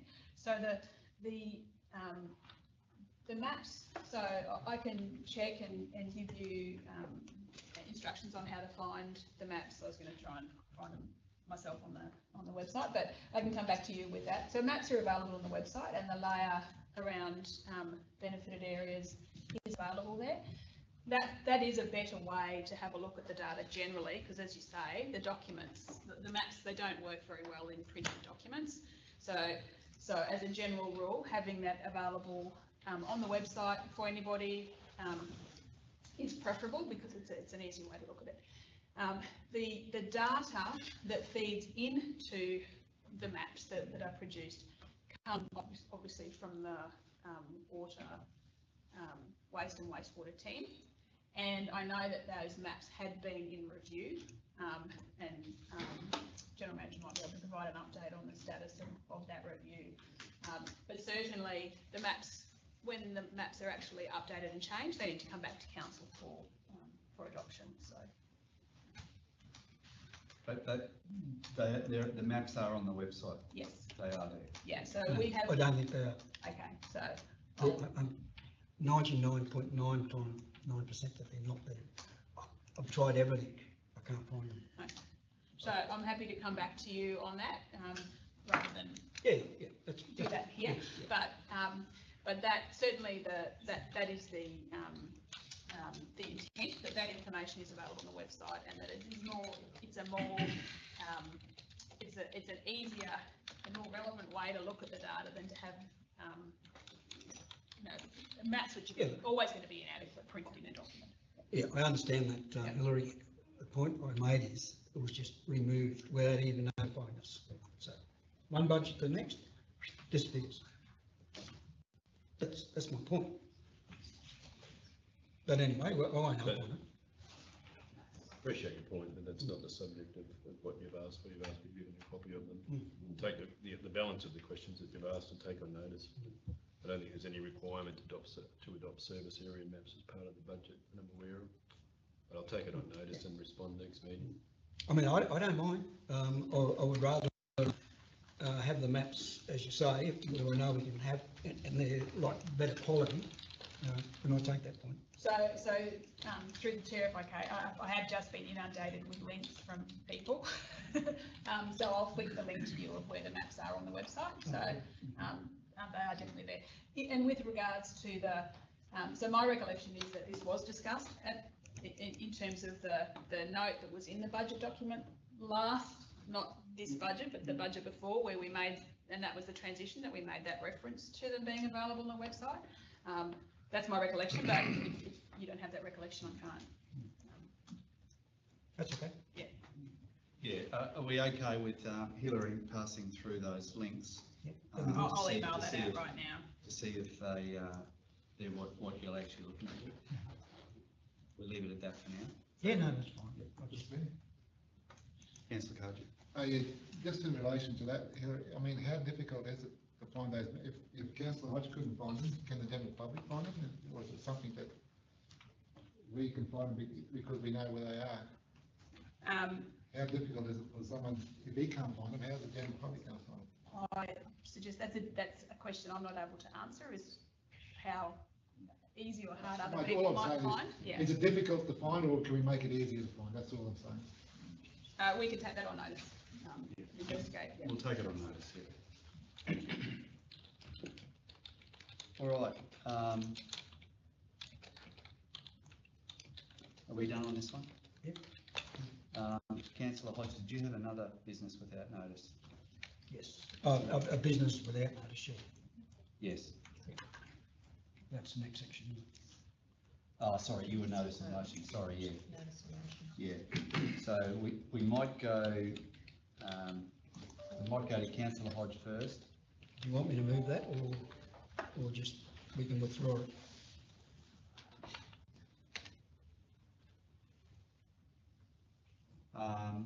Did we have a seconder? No, we don't we need to never go had a through second. that further Long move. discussion. I'll move. Okay, so Councillor Hodge is moving that motion. Councillor Cardew is seconding the motion. The council has been provided with service maps of the benefit areas for waterway. Yeah. Shouldn't we be saying that we've been provided the link? I personally don't want to see the maps, but shouldn't we just be saying we've been provided the link? Well, it doesn't matter, as long as we provide the match, really. Yeah, the link or slash access Whether to. they're electronic or, As long as we provide with the maps. user I have access. sent that link out. Yeah. Yeah, is that okay? Provided access to the service maps, Peter? Yeah, that's fine. You happy with that, Councillor Cardew?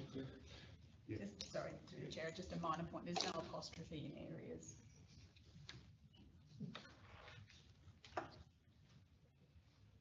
Very good. All right, we've got a mover and a seconder for the motion that's on the board. Those in favour? Carried. Thank you.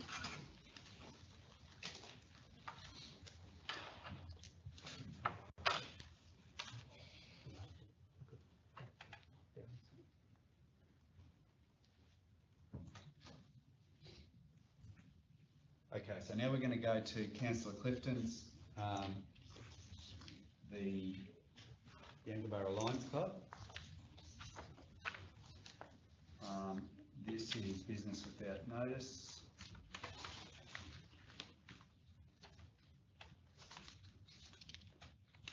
Okay, so Councillor Clifton, if you'd like to move the, I so move, Mr. Mayor. could we have a seconder for Councillor Clifton? So we've got Councillor Wilt seconding. So we'll go to you now, Councillor Clifton, to talk to this. Councillors may recall that we resolved in November 2020 to give a lease to Yangaburra Lions Club. There have been a number of negotiations. That resolution, that motion was agreed. And our staff commenced negotiations with them. Unfortunately for all concerned, the Yangaburra Lions Club changed some of its view once it actually had time to understand the processes, and so the negotiations have been stalled for some time. I've had discussions with them, and they introduced a number of terms that they wanted taken into account in discussions with our staff, that it really wasn't possible for the staff to consider because they weren't included in the resolution. So if you like, there was a bit of a stalemate, and that stalemate's been going on now for a long time. I have a letter here from the Lions Club. I won't, now I can't find it amongst all my papers, but it refers to the length of time as being something like, they refer to 438 days of the matter not being resolved. So I put this motion forward to kickstart further discussions, having noted that our staff have already started to rediscuss the matter with the Lions Club.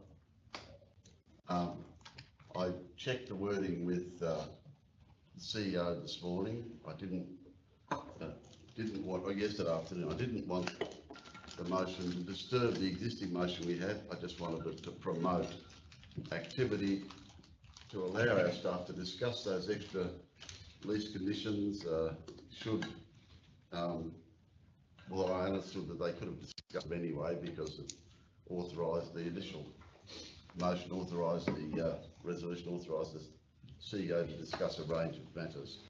But I've specifically referred to them there, and then asked for the final negotiation resolution to be brought to the meeting on the 24th of November, which would mean that we might be in a position of 2 years to finalise an arrangement with them. I don't see it personally. I don't see it personally as being a controversial step on my part. It's just an attempt to kickstart and give some content to discussions that are already beginning to proceed. I put it forward for your discussion. Councillors? I'm happy with it. Councillor Billney? Yeah, through the chair. Look, I just want to reconfirm my support for the Yungaburra Lions Club and what they do within the community for the medical provision of medical equipment.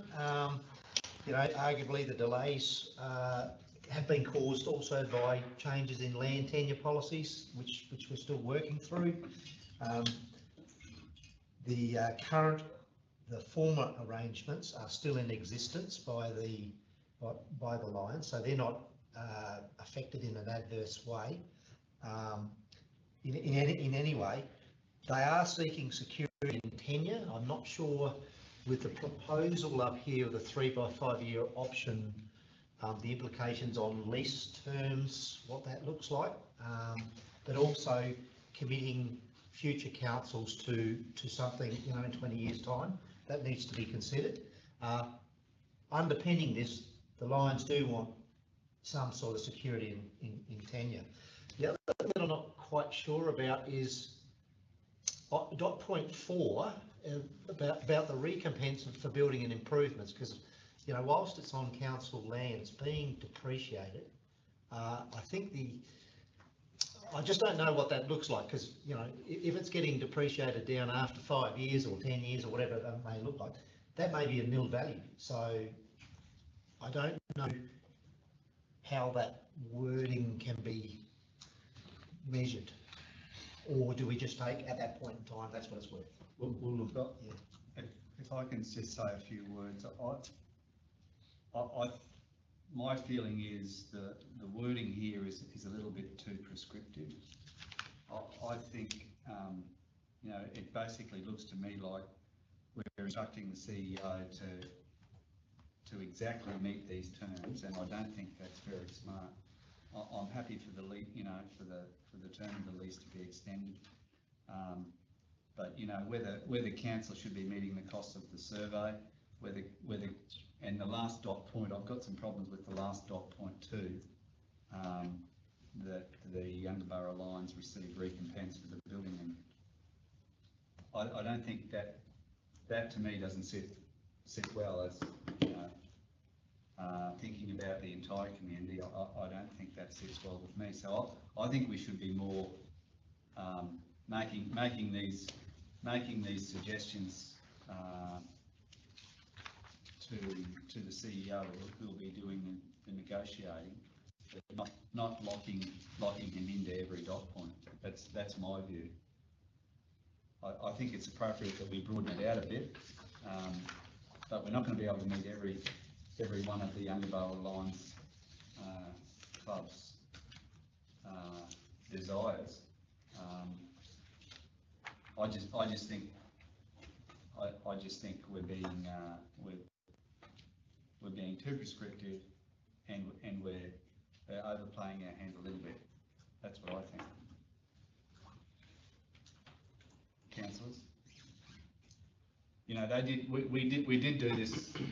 Most of the delays, you know, and my understanding through discussions with the CEO some time back, they came back with quite a few changes after we'd been talking to them for ages. Then they come back with the changes, and you know, and we're at where we're at now. It is what it is, but I just feel like we're probably overplaying our hand a little bit with what we're prescribing here. That's what I think. From my point of view, Mr. Mayor, does say continue negotiations, so I don't feel myself that locks me in, and it comes back to council, but in the final draft anyway. And if there's matters that are inconsistent with things that with legislation or with council's ultimate policy in that space, then we'll point that out. But it's providing some guidance. That's all I see it as. Okay, so as opposed to being regulating what we do, but well, look, continue negotiations with those points, and ultimately we'll advise council about where we get to with the Lions Club around those points and what we consider as consistent with policy and what can be achieved. Well, look, I understand that there may be some conjecture around dot point 4, and maybe ask the senior advisor, have we done that previously, or do we? So if I put it through the chair, I think that's a really important one to address, because leaving that in there may create some expectation around that. When a building is placed on our land, that becomes a donated asset to council. So that it is the property of council, that building, regardless of who built it, that building. And that's one of the issues that we've been grappling with in terms of approvals that we give to community groups around building new buildings, that they do become, it's not just about that depreciation cost as was highlighted, it's actually, it's a depreciation cost to us because it is our building. So I think that giving some expectation that we might then pay for something at the end, having that dot point in there might just create an expectation that might not be in the community's best interests, I guess. Look, I'll come to you in a second, Councillor Wilson. Look, the CEO's comments relaxed me a little bit, but I guess I was just concerned with, in the first sentence where it says finalising the lease with the following conditions. So, and then we've gone and listed 4 dot points, which is pretty prescriptive. I was reading more continue negotiations as the guide. But yeah, it's got following conditions. No. Anyone that concerns you a little bit is dot point 4, where we don't, as the general manager's just said, where we've got, we wouldn't ordinarily do that. But we've also, how does that sit with what we had to agree with Becky?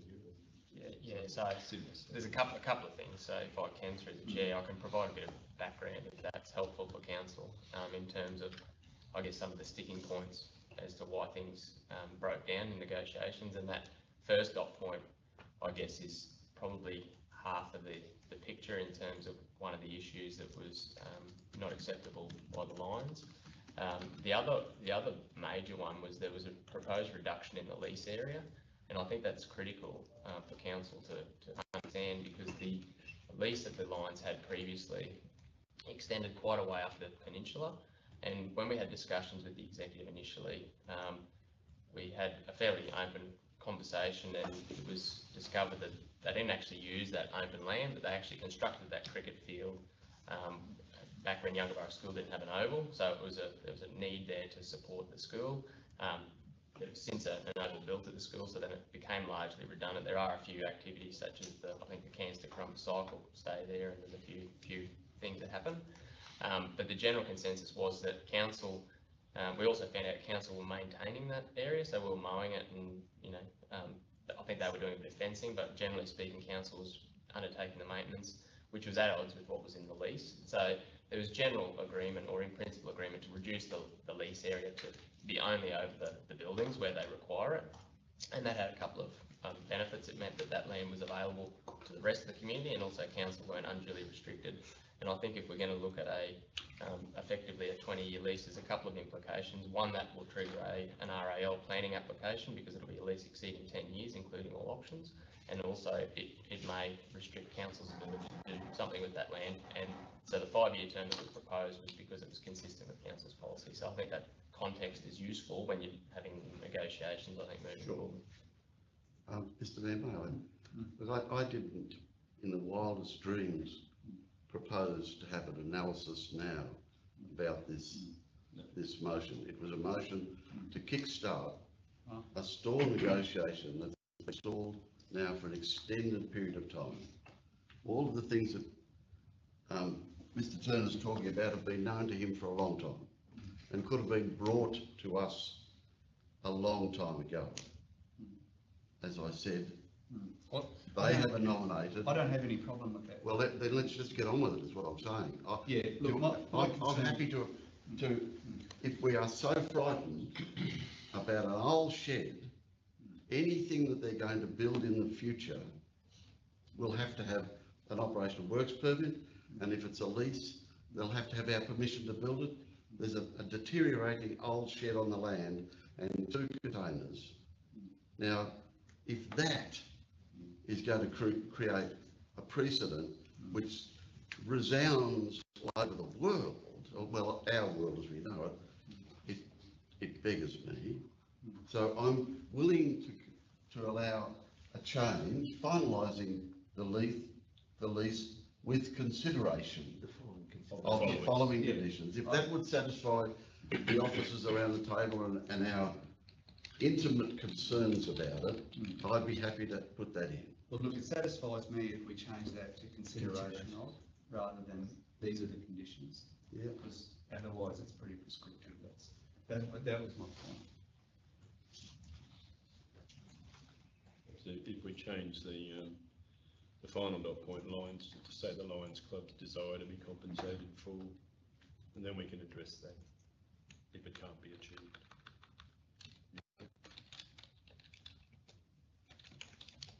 To be compensated. I'm content with that as well. We can advise around that if it can't be achieved.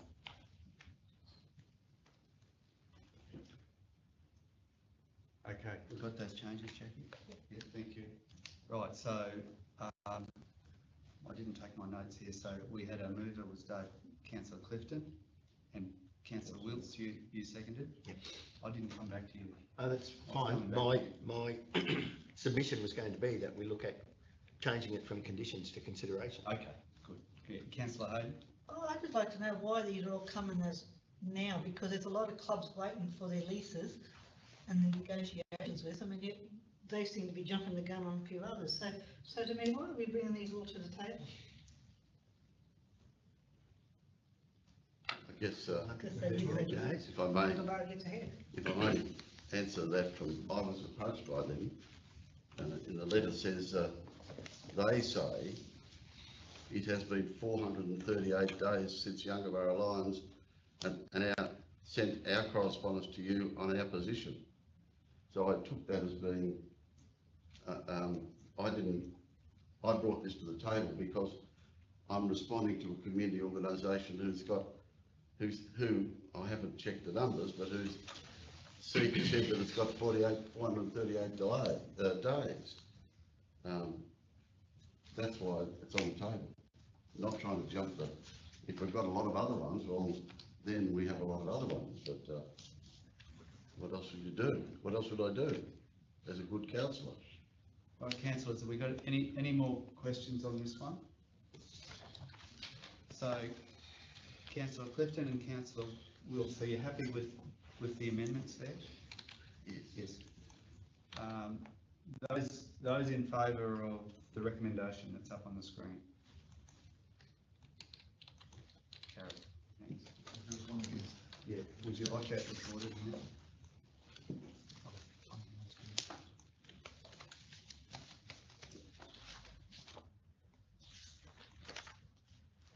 Okay. Now, Councillor Hodge, you had a business without notice. Yes. So yeah, can.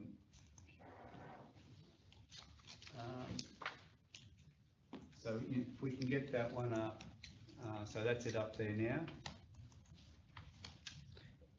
Yes, so I had a, So we just need a seconder. So Councillor Hodge has got, perhaps if you just talk to this, in the interest of getting a seconder, talk to what's up on the screen there, what you're trying to achieve. so basically, I had a call from the BMX club to see if we could sort this licensing out as quick as we can, because they have a granting for, I think it's $90,000 for lights, and they actually need to be able to provide by council that they have a licence, else it will fall over. So that's why I spoke to Gary and Phil, and we've come up with this resolution to get it done. Do we have a seconder for Councillor Hodge's business without notice? Councillor Wills, thank you. All right, we'll go back to you, Councillor Hodge. No, that's the resolution. I'm happy to move it. Councillors, do we have any questions on this one?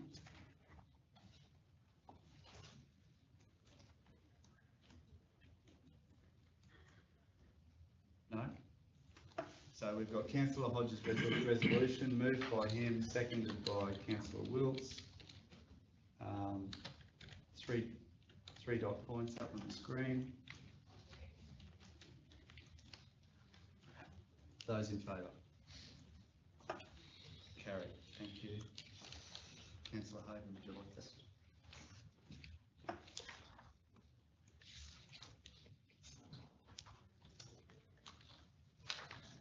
Okay, councillors, we do have one more business without notice. But I think we're going to move into confidential for that one. I have some others. You had more? Business without notice, yeah. You do?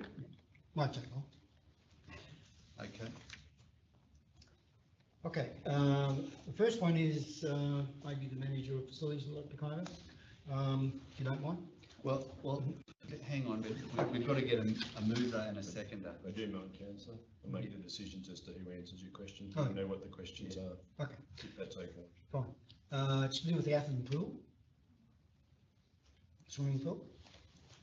So I've had numerous complaints about the pool. I've had complaints from the people using the pool and also from the operator. So what I'd like to do is just workshop with our officers and how we're going to move forward on the Athens pool. Maybe discuss it now. I think it should be workshop, and we'll see where we go.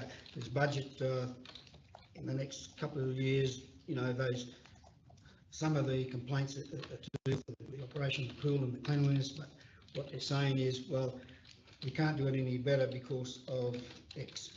So we need to get those things sorted. So because I don't want to say too much more, but it's getting a bit out of hand with the complaints. So.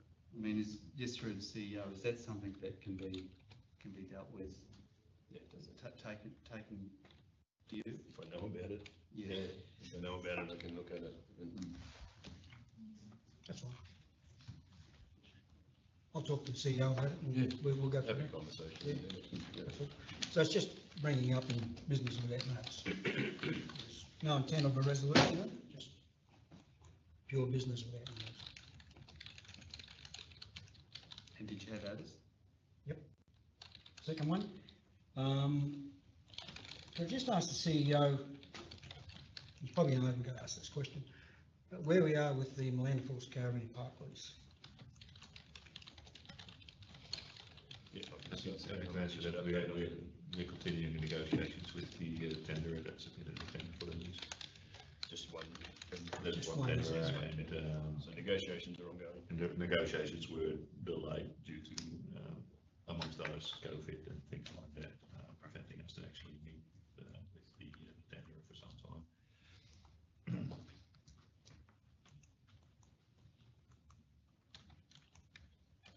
Where are we at?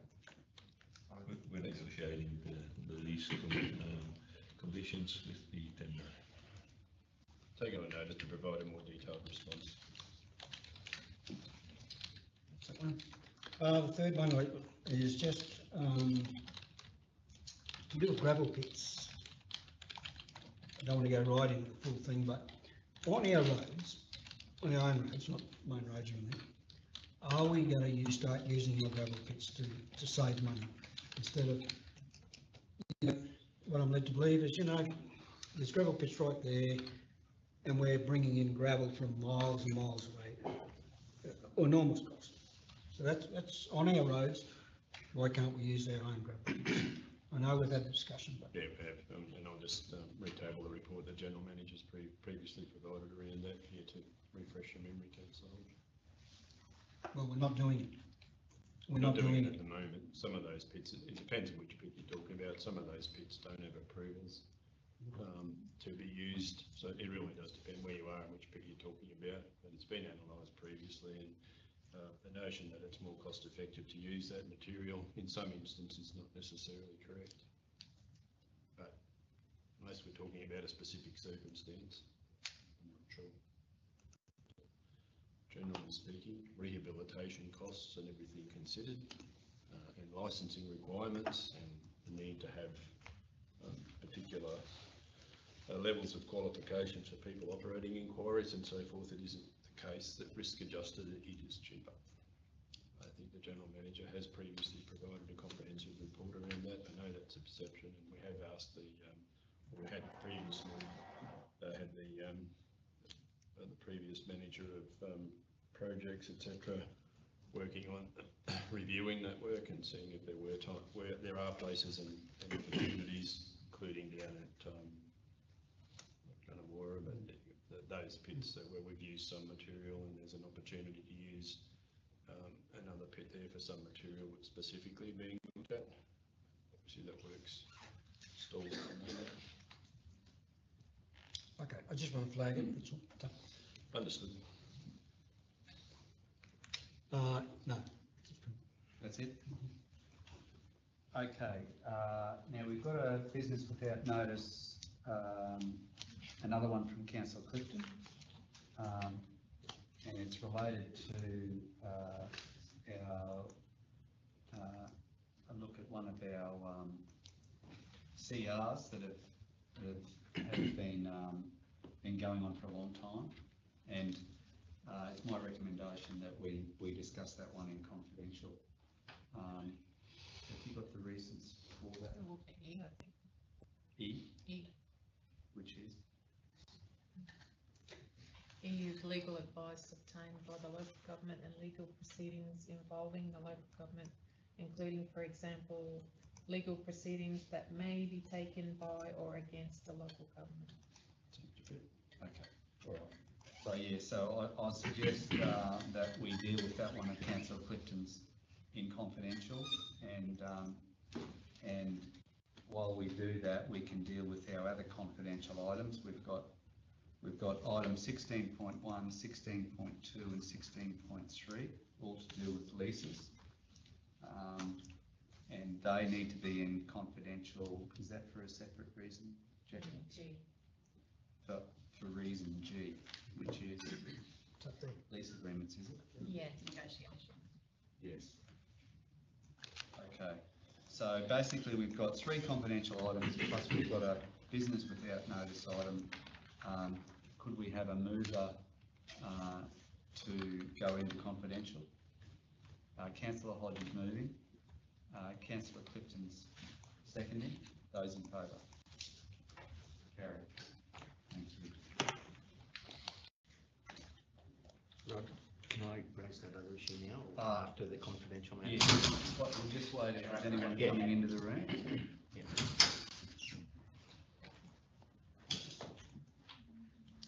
So Councillor Wilkes did have one more business without notice that he'd like to raise. So we might go to Councillor Wilkes now, and then we'll go on to the last items to vote on. Yeah, thanks.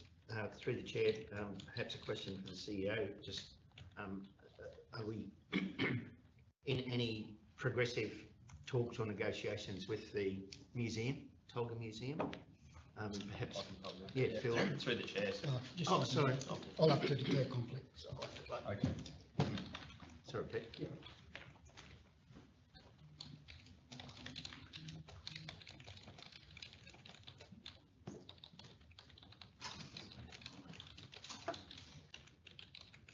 So if I can, through the chair, yes, we have prepared so we've obviously notified the president of the Historical Society of Council's resolution, and we've prepared a draft lease. I've nearly settled that draft lease.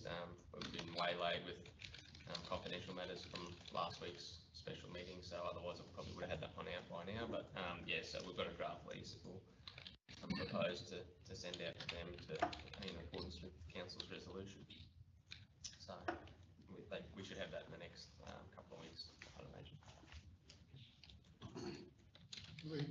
Phil, that draft lease, what's it entail with regards to their request to put another building on site? So generally speaking, through the chair, standard lease provisions, a boilerplate provision includes no improvements without consent. So that consent process is generally through our community projects process, where it would be channeled through to our facilities team, and then they would assess it, and then any planning requirements and that sort of stuff would be flushed out of that. So that conversation that we sort of has already happened about the constrained site and that sort of thing.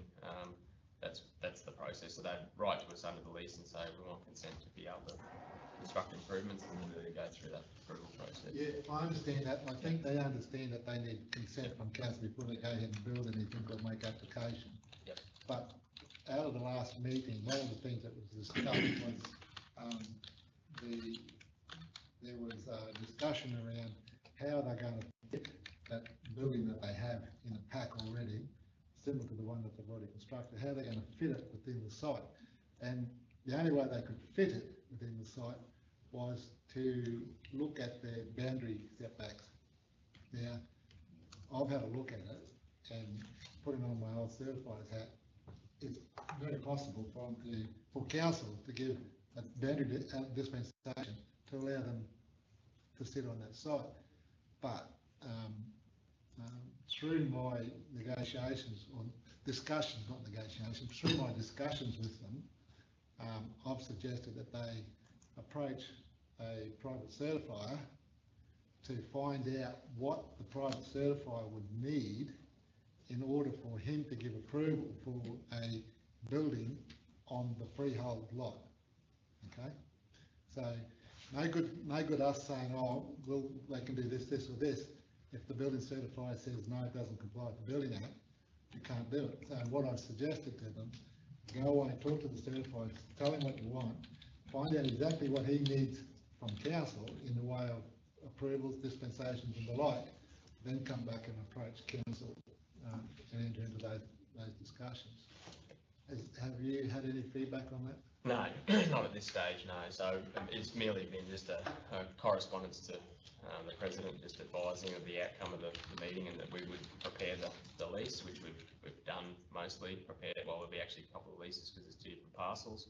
There's a couple of formalities in terms of getting consent from TMR, but I don't anticipate any major issues with that. As far as the planning or the building requirements, it's probably a little bit outside my area of knowledge or expertise, but I think what you've highlighted makes sense. If they can get that information from a certifier that can come back to us and say, well, we think this is achievable in this manner.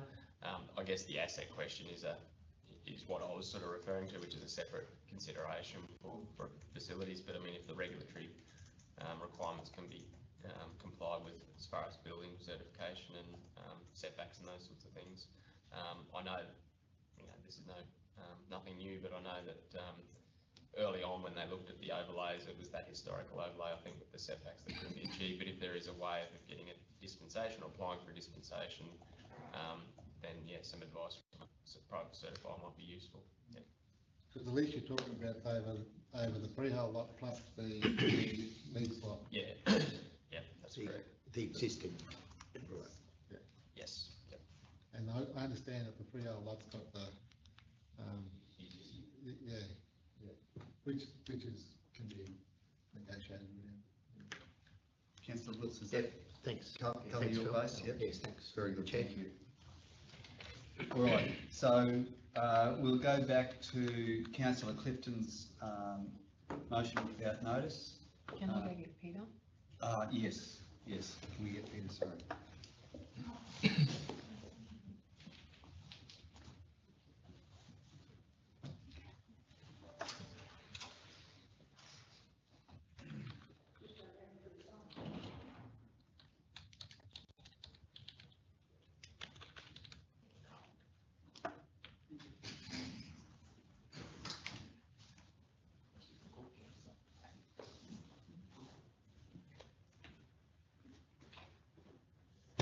Jackie, you able to put that draft motion up on the screen? It is. Oh, it's there?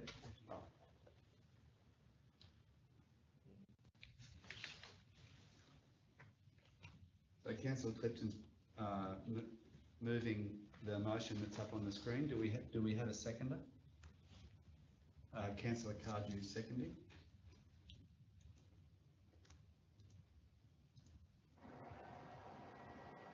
Those in favour? Carried.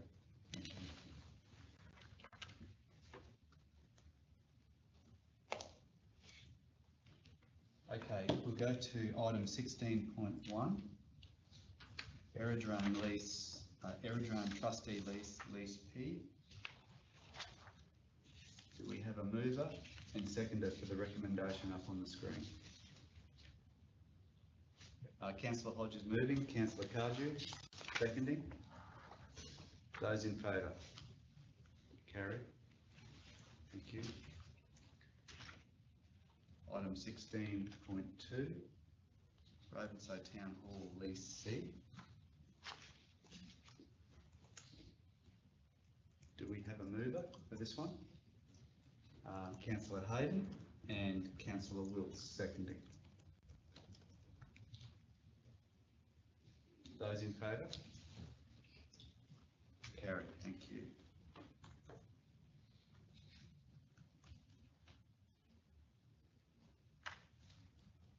And finally, 16.3, Ravensay Town Hall lease E. Do we have a mover?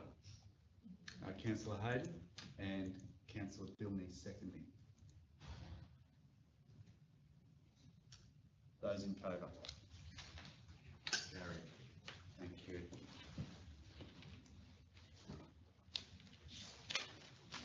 That wraps up our meeting for August, councillors. Our next meeting will be Thursday, the 22nd of September. Meeting closed. Thank you.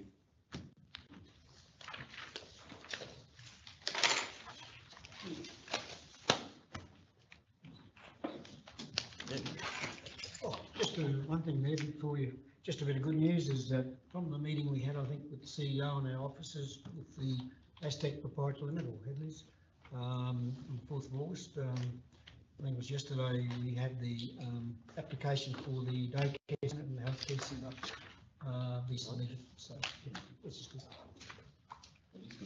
It is.